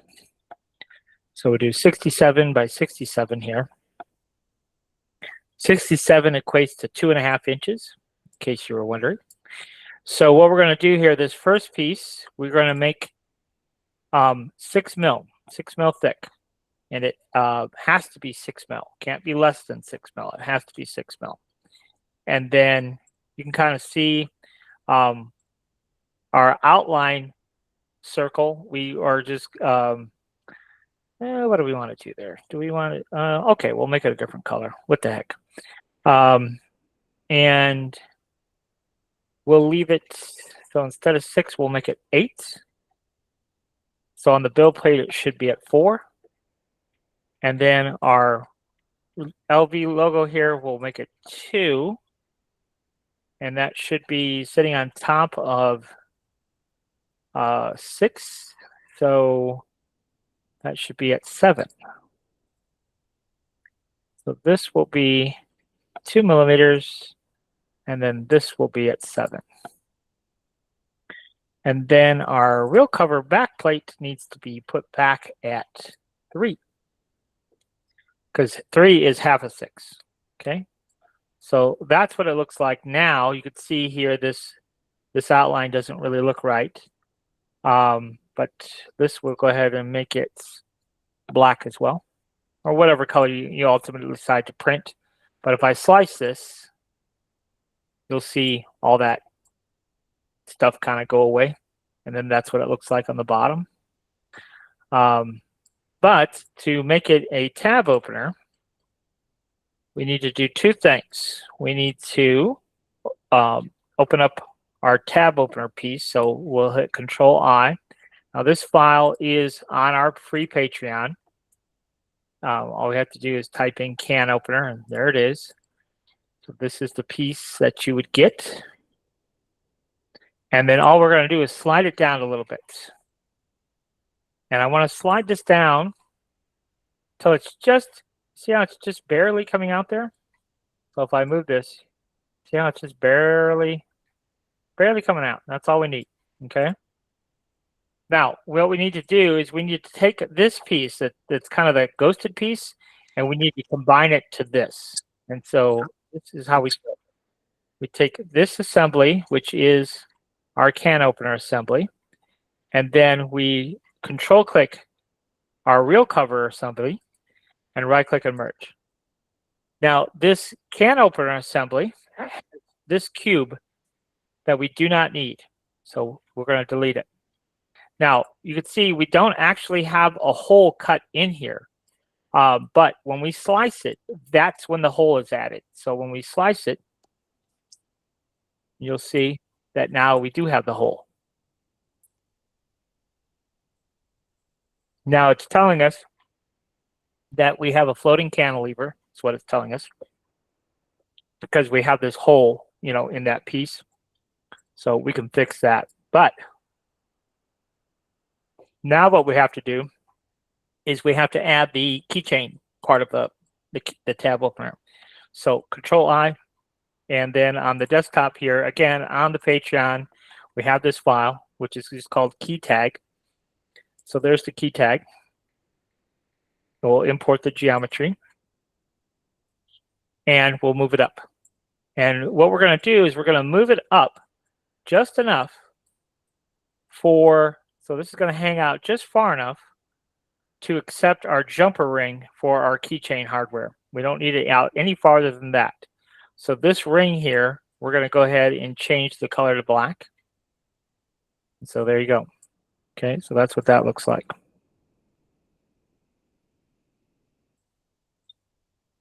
And now, in order for this to actually print, we're going to have to select our key tag and Shift Control the assembly, right click and merge. And now when we slice our plate,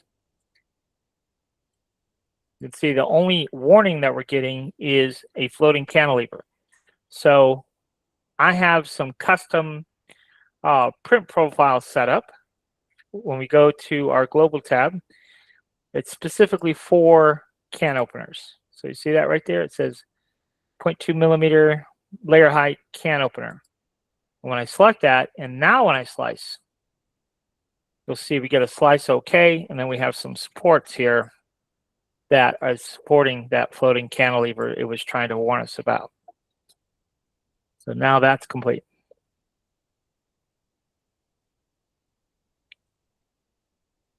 I think you guys asked questions just to get more free files, but that's all right. So we're going to save this, so that'll be part of your class back. We do. Thank you. Tab opener. All right, so now we've got the tab opener. So that's good to go. And yep, so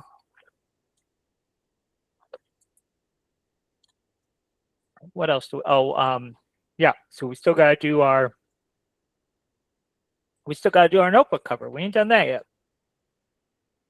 And so let's go ahead and import that notebook cover. So it's Control I. It's floating around here on our desktop somewhere. That'll be class cover. Here it is.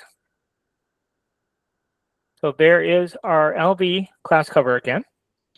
And then we can go ahead, and we only have 3 objects. So this one will be a little bit easier. So we have our tan. Let's go ahead and make a brown. So there's our brown. And then I also want black. Okay, so we'll just start here. So for the cover is going to be 5, but it is only going to be 2 mil thick. And then that logo, let's make it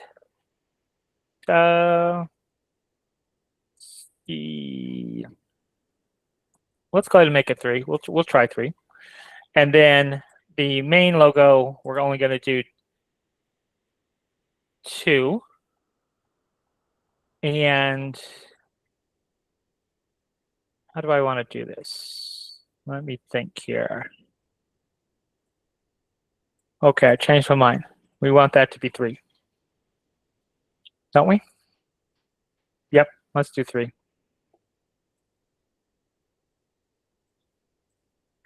Yep, that's what we want. So if we look at this again, we are going to be 1 mil above the front of our notebook cover. Now let's make sure everything is sitting at the right Z height here before we get too much farther. So this should be at 1, and it's not. Let's make it 1. And then this should be at 2. So we're going to make that 2. And then that should be at 1.5, indeed. Okay. So this cover this logo is 1 millimeter above our notebook, and I'm going to make that a little bit thinner. I don't want it 1 millimeter above. I really only want it a 0.5 millimeter above. So let's make that, instead of 3, let's just make it 2.5, which means the Z height should be half of 2.5, which is 1.25. So this is just a 0.5 millimeter above our notebook cover. Then this is, I believe, 1.5 millimeters, but then underneath it's going to be flush. Ooh. But now we have a big opening on the back side. Didn't think about that.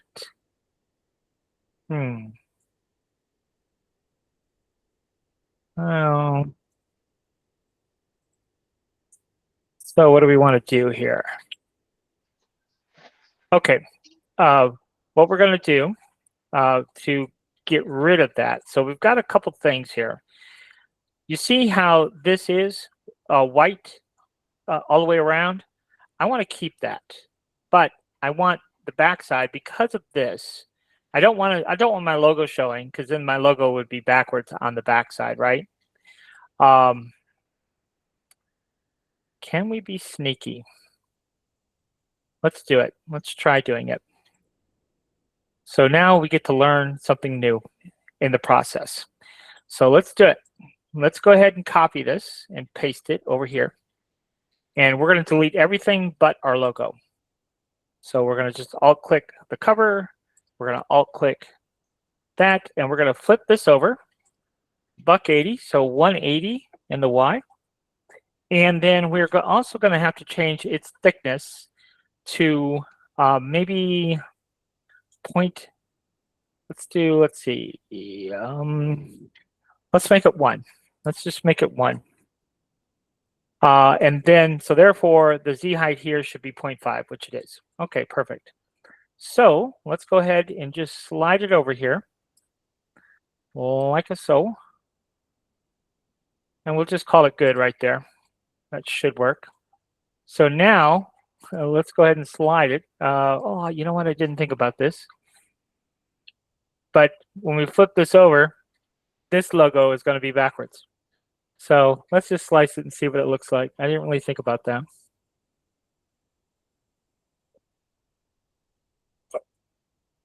I don't know that it matters that much, but it would bug me. So I got a mind for details. What does it say? Conflicts of G-code path. Okay, that's good. I'm glad it showed us that, because I could tell you why it's doing that and how to fix it. But let's look at it underneath now. So that's what it would look like underneath. So we would see our logo, kind of. Let me see if I can show you this more clearly. There's a conflict here. That's what it's kind of warning us about, is that there's a conflict here. And because we added this logo on the backside. So this logo is correct, but then all of these logos are backwards. So I don't know. Maybe I have to back up. I don't think I would like that in real life. So let's just do this. Let's go ahead and get rid of that extra logo that we added. So that one, we'll just get rid of that one. And then this, let's just go ahead and have it show all the way through, because I think that's weird to not have anything. So let's just show it. Let's have that showing all the way through. So to do this, to make it show all the way through, let's see how thick it is right now.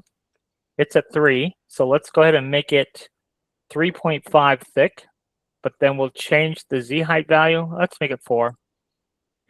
And then we'll change the Z height value to 2, which it already is. So now, when we slice it, it will be showing on the backside.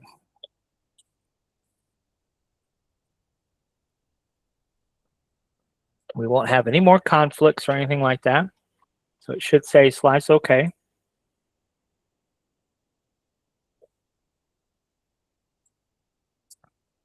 So yes, we just had a good it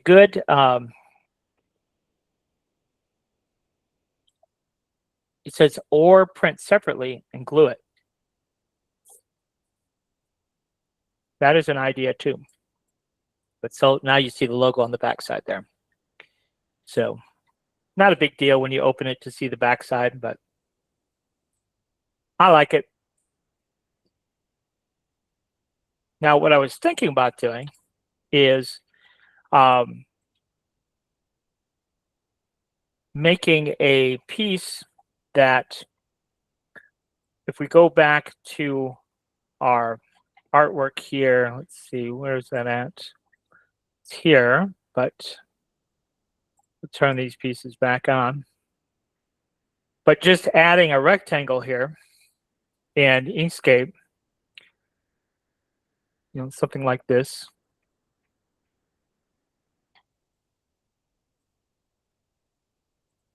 Okay, so you see how this doesn't come over the edge? Okay, and that doesn't come over the edge, right? So what I was thinking of doing, so now that we have this, let's go ahead and turn everything off. It's always easier to create these pieces in Inkscape, where the original artwork's created, than to try to do this in Bamboo. But so let's just go ahead and hit File, Save As, and I'll show you what we're going to do with this piece. So we're just going to call it Rect and save, and then we'll go back over here to Bamboo. So let's go ahead and create a new build plate, and let's just copy and paste this. So we copy and paste it over here, and then let's import that rectangle that we just created. And we'll go to our desktop. So I hit Control-I, and we're going to bring in Rect. So there is our rectangle. And let's go ahead and make it whatever the thickness was for this white piece, which I think was what, 3? 2.5. Okay, so we're going to make this 2.5 also. So make it 2.5 thick as well. And then we're just going to slide it over. Like so. Now this piece has to be let's see here. I want to grab my rectangle here, and kind of weird that it's showing it like that. Let's see, how thick is this rectangle? 2.5, okay. 1.25. Let's see what's happening here.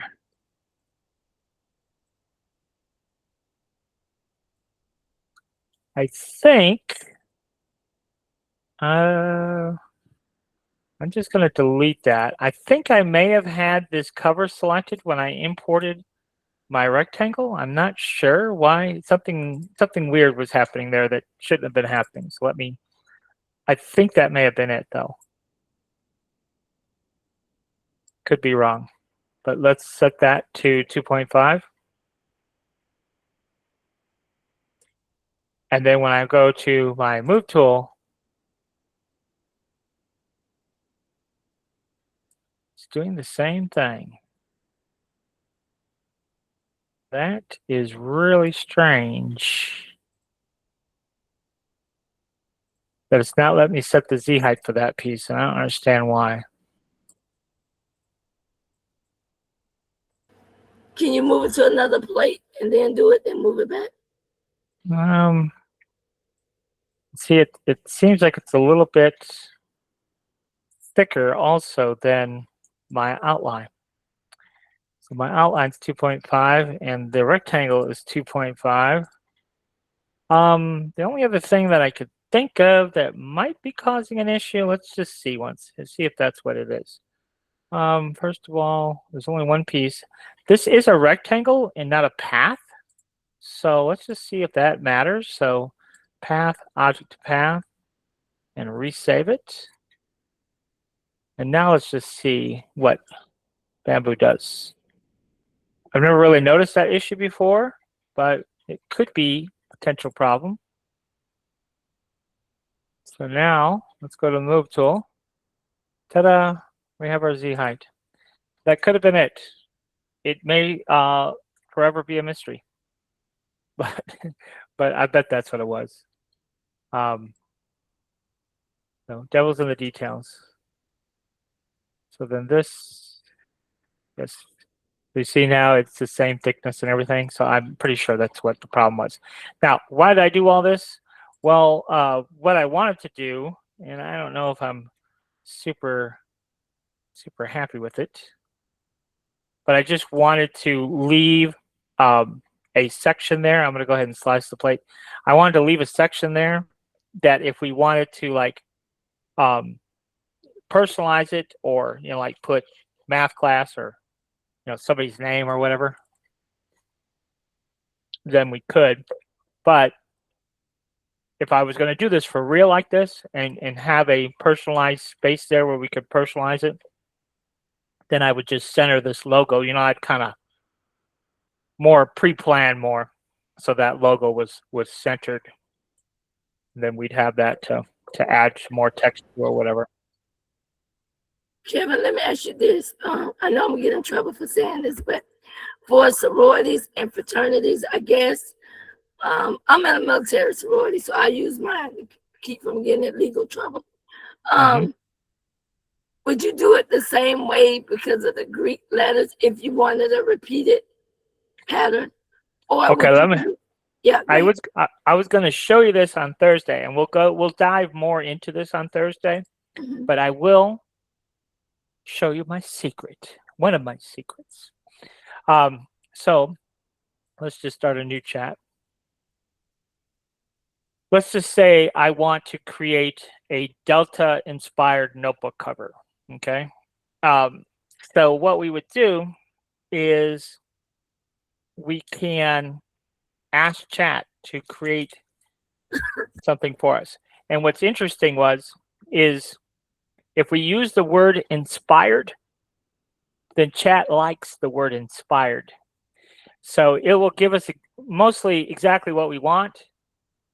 But as long as we use the word inspired, it will copyright logos and basically do anything as long as we say inspired by. So we'll go ahead and do it. Okay, chat, I need a notebook cover that is inspired by the Delta sorority logo. Make me something cool that is 150 millimeters wide by 230 millimeters tall. And do not have any disc slots on the left-hand side.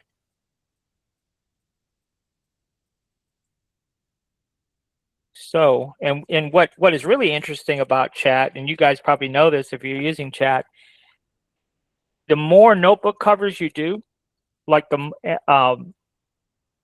more it will know what you want.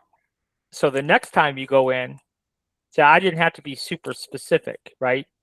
But because I've done so many notebook covers already with chat, it will kind of sort of know what I want because I've cussed it out plenty of times already for not giving me what I want. That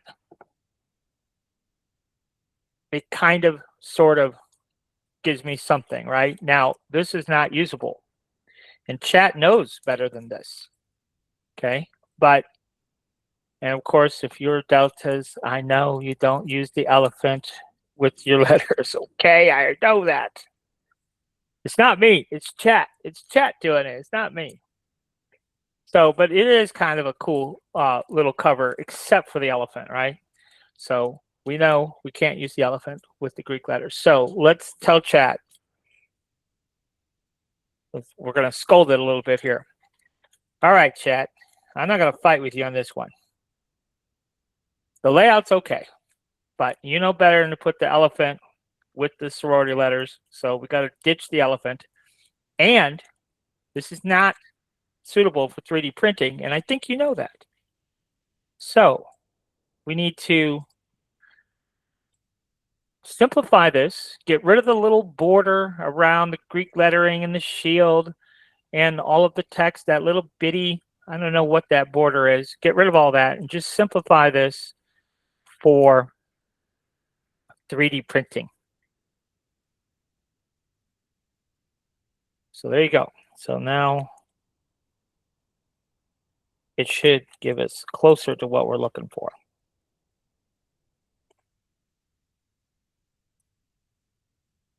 You just wanted a Delta cover, didn't you, Joy? I think that's what it is. Actually, if I can get a military sorority, that would do me just fine. Sorry. Or army would have did better.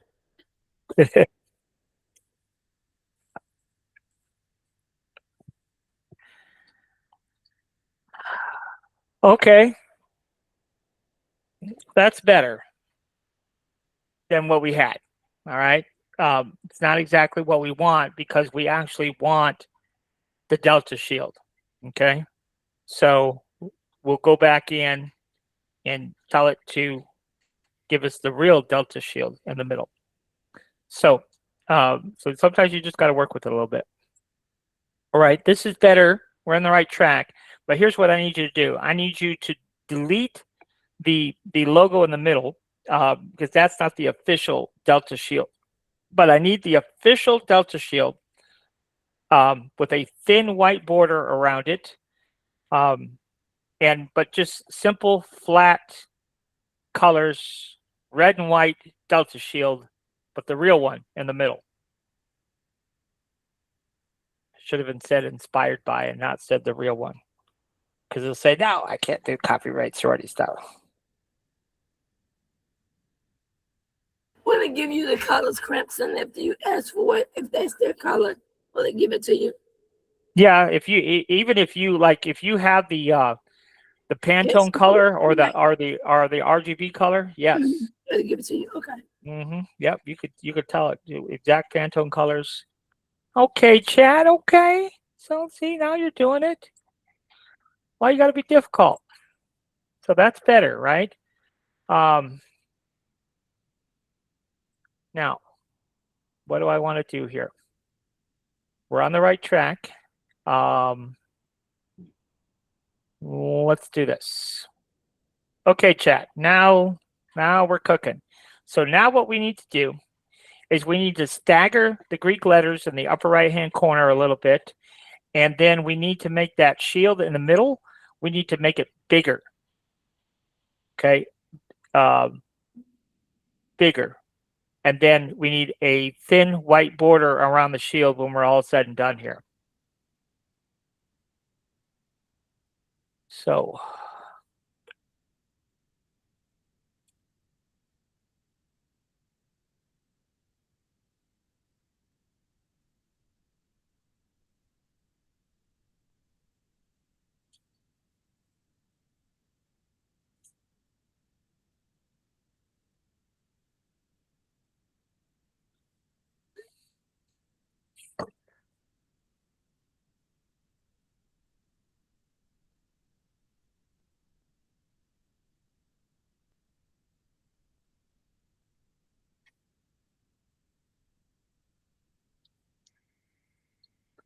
anything that you can think of, and we'll go over this more on Thursday with lots more of examples, but anything, practically anything that you can think of.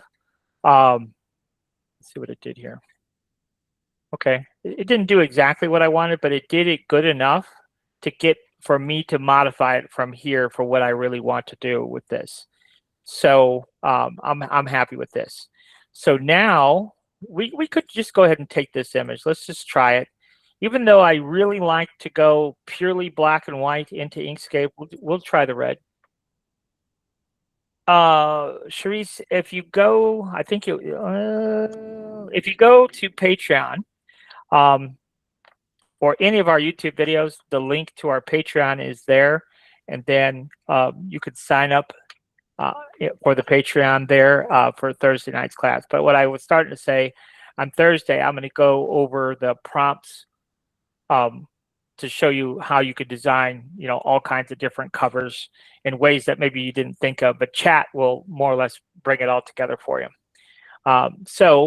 But I didn't want to fight chat. This is good enough to get me what I want for me to make the necessary adjustments that I want to make. So almost look like a pack of cigarettes, doesn't it? So anyhow, let's go ahead and right click this red and see, like I said, it does a better job of tracing with black, but you can see it did a reasonably good job with red too. So let's just go ahead and hit apply. I'm going to bring it over here. And then we're going to go and break this apart. So we're going to do path and break apart. Okay, now what I'll do here is I'll introduce a new option for you. If we alt click, we're in our selection tool. If we alt click, you see what it does? It brings this red line into play. And so anything that I cross over that red line with will become selected. So sometimes that's the easiest way to make selections. Okay, and then we're going to go ahead and hit Control K, and just the sigma theta will be selected. And then we can go here through that, Control K, and we missed a piece. So you see that there? So we'll come back over here and then Control K. And then down here, we're going to slice through all this, Control K. And the reason I'm doing that individual pieces is so that if I want to make this different thicknesses, I can. Okay. Now, what about my shield? Well, my shield, I wanted to do, that's what I was trying to get chat to do, but it wouldn't really do it very well, is I wanted to make it bigger, but I wanted it to overhang like this. So I'm going to move this up. But see now how it kind of overhangs, but I don't want it quite that big. So I'm going to bring it down just a little bit here, but I just want it to overhang like that. I think that looks better. Okay, so, and then I'm going to just alt click through these. So I know there's a couple of pieces here. So, and then I just want to slide this over a little bit. Maybe slide this one over a little bit this way. And then there's a couple pieces here too. Control K. Okay. Yeah, I don't like that. See that there? So now I get to introduce something new to you. So we're going to pull down, we're going to turn on our guides, and we're going to pull down a guide here. So we want a horizontal guide.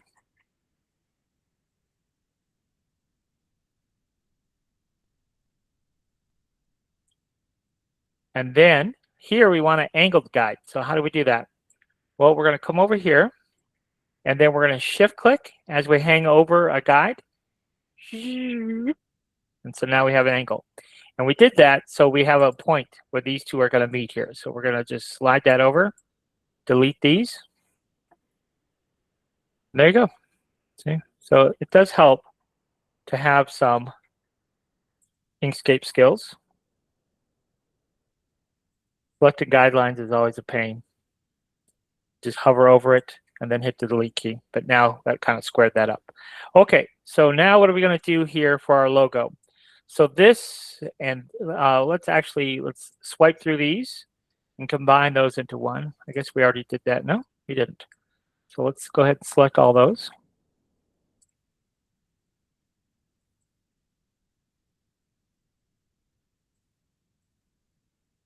Well, doesn't want to do that. So let's Control K. So now all those are one. So we'll give that a reddish color. We'll give this the same reddish color. Let's go ahead and select all of this. Give it all the same reddish color. All right. Okay, so now let's maybe turn that off. Turn all this stuff off because I want to look at just this shield here. So we're going to take the very outside piece and we're going to go to Object, lower to the bottom. Let's give it a color. Let's give it this color. And then we're going to take everything else. I think it's safe to do this, but I don't know. But we're going to just take everything else.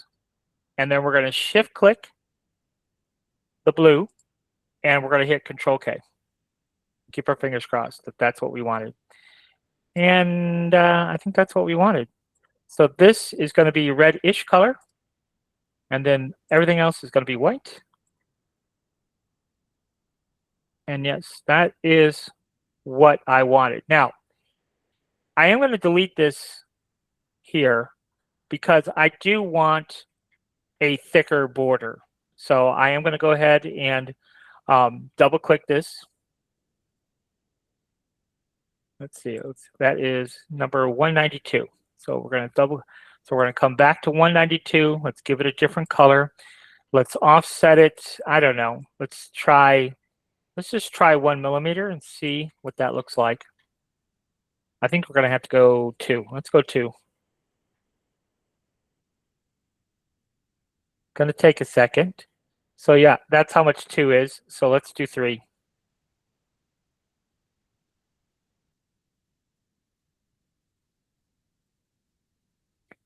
Okay, now I'm happy with 3. So we're going to select this and go path, object to path. And now we have all these interior pieces. So we're going to have to go to path and break apart. That gets rid of all those interior pieces. But then we'll go path back to union. And now we just have a single piece. So you see that there? And so this is going to be a reddish color. Something like that. Okay. So now let's go ahead and bring in our other pieces that we had turned off. So I think that's everything. Now we have an issue. So, and that is where these two are overlapping here. I don't want this to be happening like this. So what we're going to do here is we're going to duplicate this. Okay. So Control D, and then we're going to select this shape and we're going to hit Control minus. Okay. Now let's see here. That is not going to get done what we need to get done now that I think about it. So we're going to back up a minute. We're close, but we actually have to duplicate this shape and then we have to offset this shape. So we're going to offset it. We're going to go ahead and offset it too. That'll be fine. And now we could take the offset and shift click this piece, Control minus. And now you see we just have that small gap where it overlaps all the way around. Okay. Now we need to go ahead and add in a shape. So we're going to grab our rectangle tool and we're going to come from here to here. We're going to go to Object, lower to bottom, change it to white. And then that will be our Delta front cover for our notebook. Now, we have several pieces now. We have this piece, and we have this piece. So we're going to combine those two pieces together, Control K, and then we have our white piece. And then these two pieces down here, we can go ahead and add those to this. So we just select these two pieces, shift click this, Control K. My shield, I do want separate from everything. But these letters I want separate. But the rest of this, you can see, this all should be together. So let's Control K all that. So this all that should be together, and then show us this. Don't know what happened there. Control K. So now all of that should be together. Yes, that's what we want. All right, so yes, so we're going to run with that. I'm just thinking about something here. I don't know the easy way to do it. So let's do this. Let's duplicate it. I want to show you something here. So I have an idea for something, but it's going to be a little bit complicated to explain. So let's just bring this out here. So I have these two pieces of our shield. What I'm going to do is I'm going to select this piece here, the white, and shift click the red, and we're going to go ahead and hit Control minus. And so now we have this, okay? I'm going to break this apart. So path and break apart. And we're going to go into outline mode, and I'm just going to take this piece here, the inside path, and this one, just those two, and Control K. And you'll be like, what in the world is he doing here? This is all I want, is that right there. Okay, and I'll explain why I want this here in a second, but I'm going to delete all this. Okay. So this is just something to think about when you're building a 3D model. It's really important to understand the Bamboo side of it. How is this going to go together, and what pieces do I need to make the ultimate product that I'm looking to make? So we need this border. So I'll explain why here. So we're going to take this border and we're going to line it up with the existing one over here. So we'll shift click and line those up. And we'll use that for our front cover. So let's go ahead and save this. Let's go ahead and hit File, Save As. And we're going to save it to our desktop as the Delta cover. Okay. So now we can go in and go into Bamboo here. Let's what is it saying here? Conflicts of G-code path has been found. Okay. So I think the reason it's saying that, before we go too much farther, is because this rectangle was not combined to this assembly. So right click and merge. And now that is. So we'll go ahead and save this. And this is going to be our LV class cover 2. I'm not sure if we already have one, but I don't think we did, but that's okay. So you got both versions there. So let's go ahead and build our Delta one, and then I'm going to let you guys go. So Control I, and we'll find our Delta cover. Whoa, I forgot we didn't put in our slots. So let's go do that real quick. So this should be 230. So for a height, it's going to be 230. We gotta bring in the shrooms. So let's bring in our shrooms. Control I. We gotta find our shrooms. So where did our shrooms go? Alamino. There's our shrooms. Okay. Now, we already learned our lesson. This comes in as a group. So we're going to right click and ungroup, and then Control K to combine. And then we're going to shift click our white rectangle and line those up vertically. And then we're going to pull this over and have it just barely sticking out. We'll turn off snapping for this. Just barely sticking out. Okay. So we need 2 copies. So Control D, shift click the red, Control minus, select the shrooms, grab our white piece here, shift click that, Control minus, and you see in all our slots, it's all clear. So now we can save that Delta cover and go into Bamboo and build our model. So Control I, find our Delta cover here. All right, so our first piece is going to be the cover, and that is going to be 2. And it's going to be white. And then the next piece is going to be 2 as well. But that piece is going to be red. So let's make it red. So that is color number 5.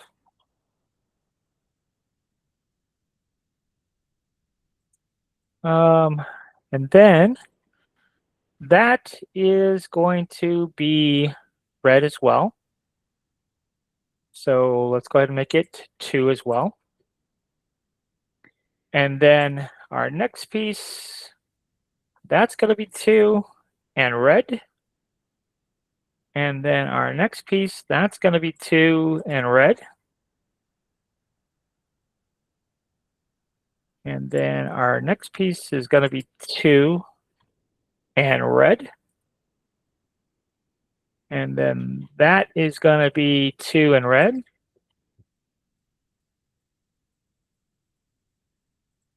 And then that is going to be 2 and white. So we're going to leave that alone. And then our last piece here, aha, our special piece. Let's go ahead and make it 2, and that's going to be red. All right, so now we've got that mess going on. So now we can go ahead and just go through and fix all of this. So our cover is going to be at 1 because it's 2 millimeter thick, so that's good. And now what I want to do is I want to find this other red part of our cover. So where is that piece?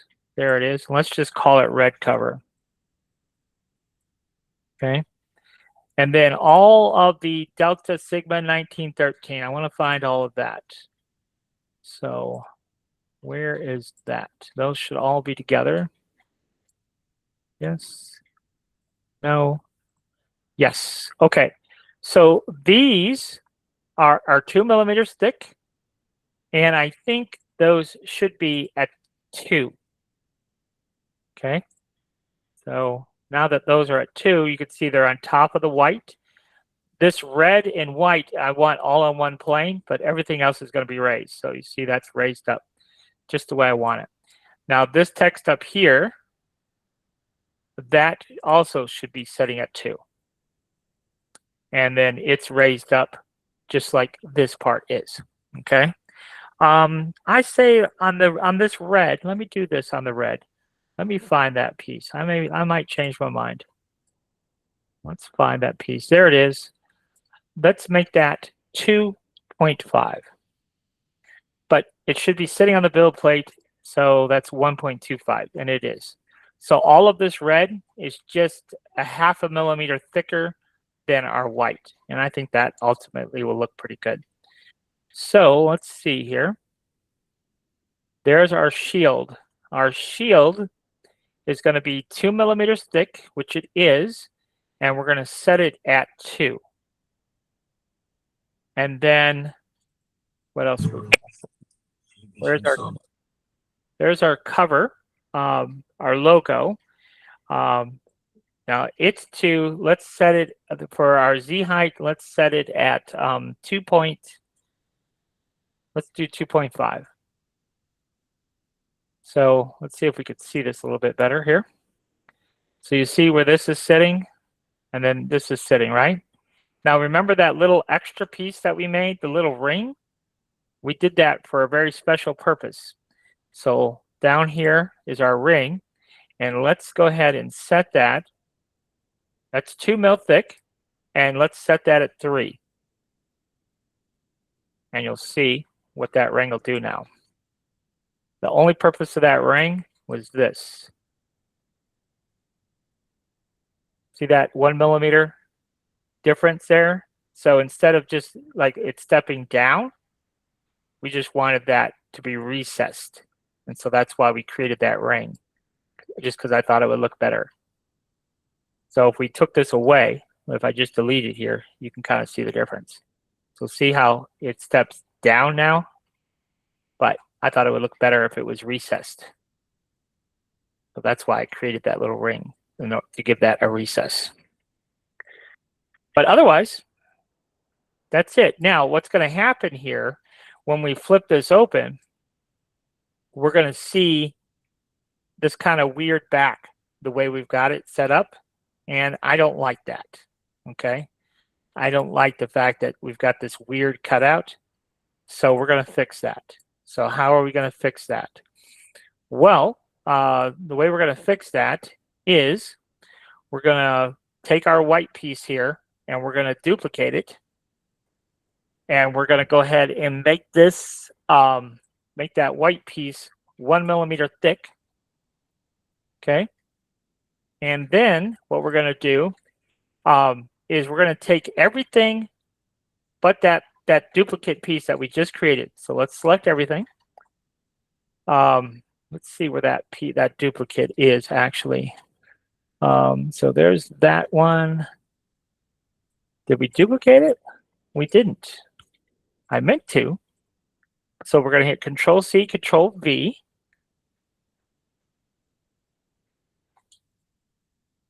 Let's see here. No, okay, I see what happened. I've duplicated the whole assembly. I need to just this piece by itself. So that's what we want to do. So we're going to alt click Control C to copy, and then Control V. And that should be the last piece in this assembly because that we just copied it. So I want to select everything else but that last piece. So everything but that last piece. And on the move tool, it's currently, the Z is 3. I'm just going to, or 2. I need to make it 3. So we just moved everything up, up 1 millimeter. Now let's see here. Did we create a mess here? Or did we create a mess? It looks like we did create a mess. What's going on here?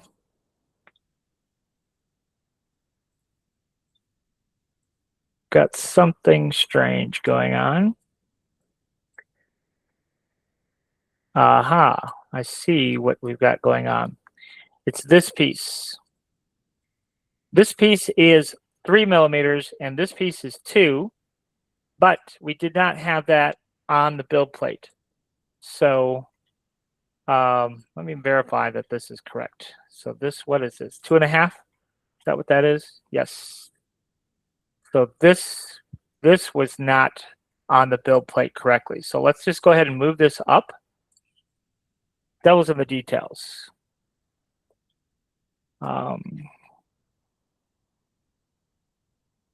What's going on here? I'm going to just take all of this and move it up. Something strange is happening. So now, what is this piece? Where is that piece sitting? How thick is this? This is our, so we want that piece. What's going on here? Is there a duplicate here? Nope. Okay, I'm not sure exactly what's happening here, but that should be 2. And that should be sitting at 1, and it is. So this piece here, what is that sitting at? That's sitting at 2. Okay, that's fine. That's where that's supposed to be. Okay, so this piece here, we're going to use our assembly tool, and we want that piece and this piece to line up. So we're going to 0 that out. But we're going to move this piece up a little bit because I don't want this piece showing on the backside. So it's currently at 1.25. Let's go to 1.75 and see if that will get the job done. I believe that will get the job done. So let's go ahead and slice the plate and see what that looks like.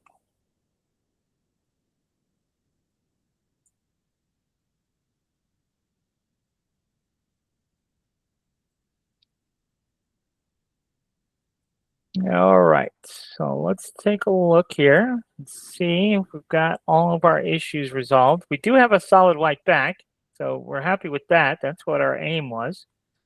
It's kind of strange that it's saying that we need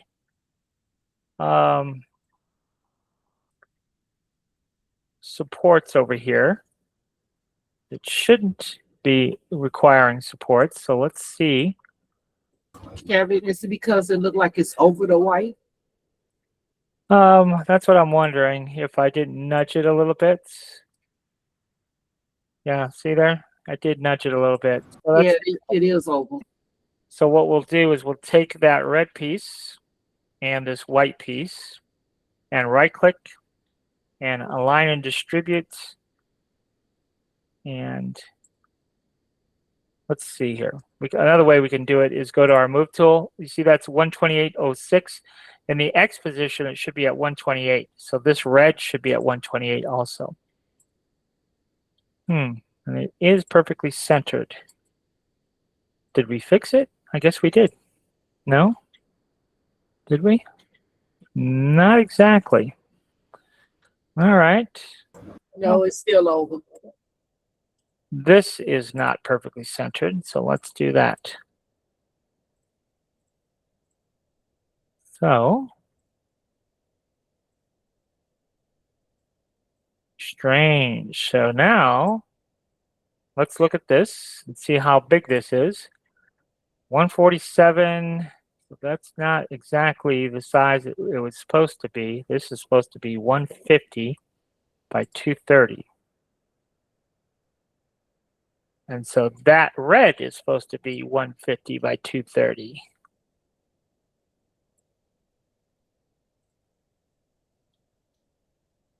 So both of them are off just slightly. All right, now what? Now I think we should be exactly the same. So let's slice it again, see if we get those crazy supports.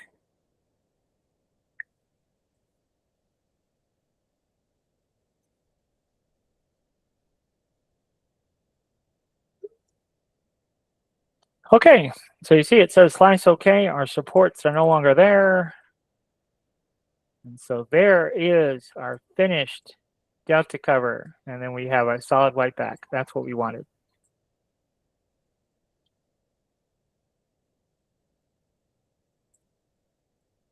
So we'll go ahead and save this. Delta cover, save. All right, well, we knocked it out. We got quite a few of them done.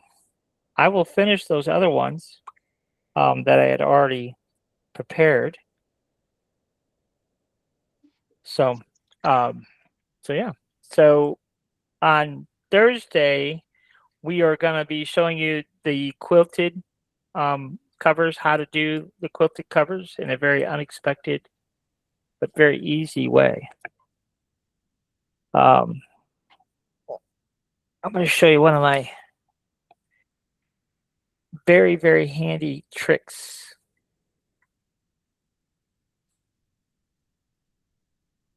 On how to create those quilted covers. The only bad thing about those quilted covers is they take an eternity to print. So that's the bad thing. To get that quilted look nice and smooth, I sent Bernadette a sample one that I did earlier. But that little sample, it was 2 inches by 2 inches square because I just wanted to see the quilted effect. Took 30 minutes just for the 2 inch by 2 inch square, but it's pretty. It'll be cool looking, but it just takes a while for that detail. So any other questions? Any comments before I head off to Chipotle? Thank you so much, Kevin, for an awesome class again tonight. Yeah. This was my first class and it was awesome. I was following you on YouTube prior to, and I'm like, I want to learn how to design, not just, download files. I actually want to understand and learn. And this for a first course was very, very good. Yeah, and when you I do want to show you something while I've got you guys, because I don't know. I know I had this last week too, but some of you may not have seen it. But when you go to, first of all, we've had some one-on-ones, and I have a bunch of one-on-ones that I haven't even posted yet.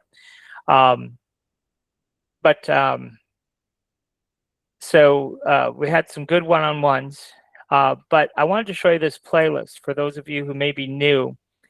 This right here, the Inkscape step-by-step. So when you go to our YouTube channel, All Things Creative, and look at the Inkscape step-by-step, I have this playlist of what I think would be interesting projects. And the further you go down the line, the more complicated the projects get. Okay, so you could start anywhere. It doesn't matter, where you start in the list. But the idea is if you start up here, this is setting up Inkscape, all the keyboard shortcuts that I use, and being able to zoom in and out with your mouse. Setting up all your panels here, all that's covered in this 6-minute video of how to set up Inkscape. We show you how to take this white box right here and resize it to the size of your build plate of your printer. So when you're designing in Inkscape, you can get an idea of how you could arrange it on your build plate for your printer. So yeah, good information, that very first video right there. But then these are all little projects, and little projects that kind of build on one another. You know, simple little projects of taking a website logo, converting it to a SVG, turning it into a 3D model. And like I said, they get progressively more and more complicated. This is a little tab opener, but all these videos are, you know, not very long videos, you know, only 10, 12-minute videos. But as you get down here a ways, this one's kind of an interesting one. It's a short video, but it's a logo for, I think it's a nonprofit, but they wanted a wall pocket that they could put on the wall in the office, but have a plant inside of it. So that's what this particular project was. But more tab openers, a little Snoopy one. This is for creating little beads for a hoodie, for the hoodie strings, how to create beads for that, kind of like a straw topper, but for a hoodie. And then we show you how to make the horizontal beads for putting on tennis shoes. So you could do like little school mascots and put it on tennis shoes for the girls, and hype chains and so on and so forth. But when you get, you know, as you progress down the list here, the projects get more and more complicated as you go down the list here. But so there's a bunch of good projects here for learning Inkscape just in general. So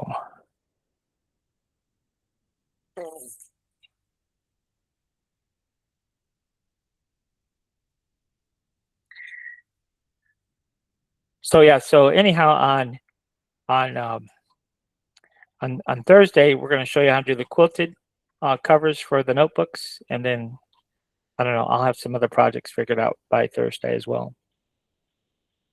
And if you guys have ideas for either a specific cover that you want to see demonstrated or a specific project for Thursday, feel free to send it to us and we will take a look at it and see if we can get it squeezed into class. So. Thanks, Kevin. Nice meeting you. All right, yeah. Thanks for coming. And I'll have the recording up for this class.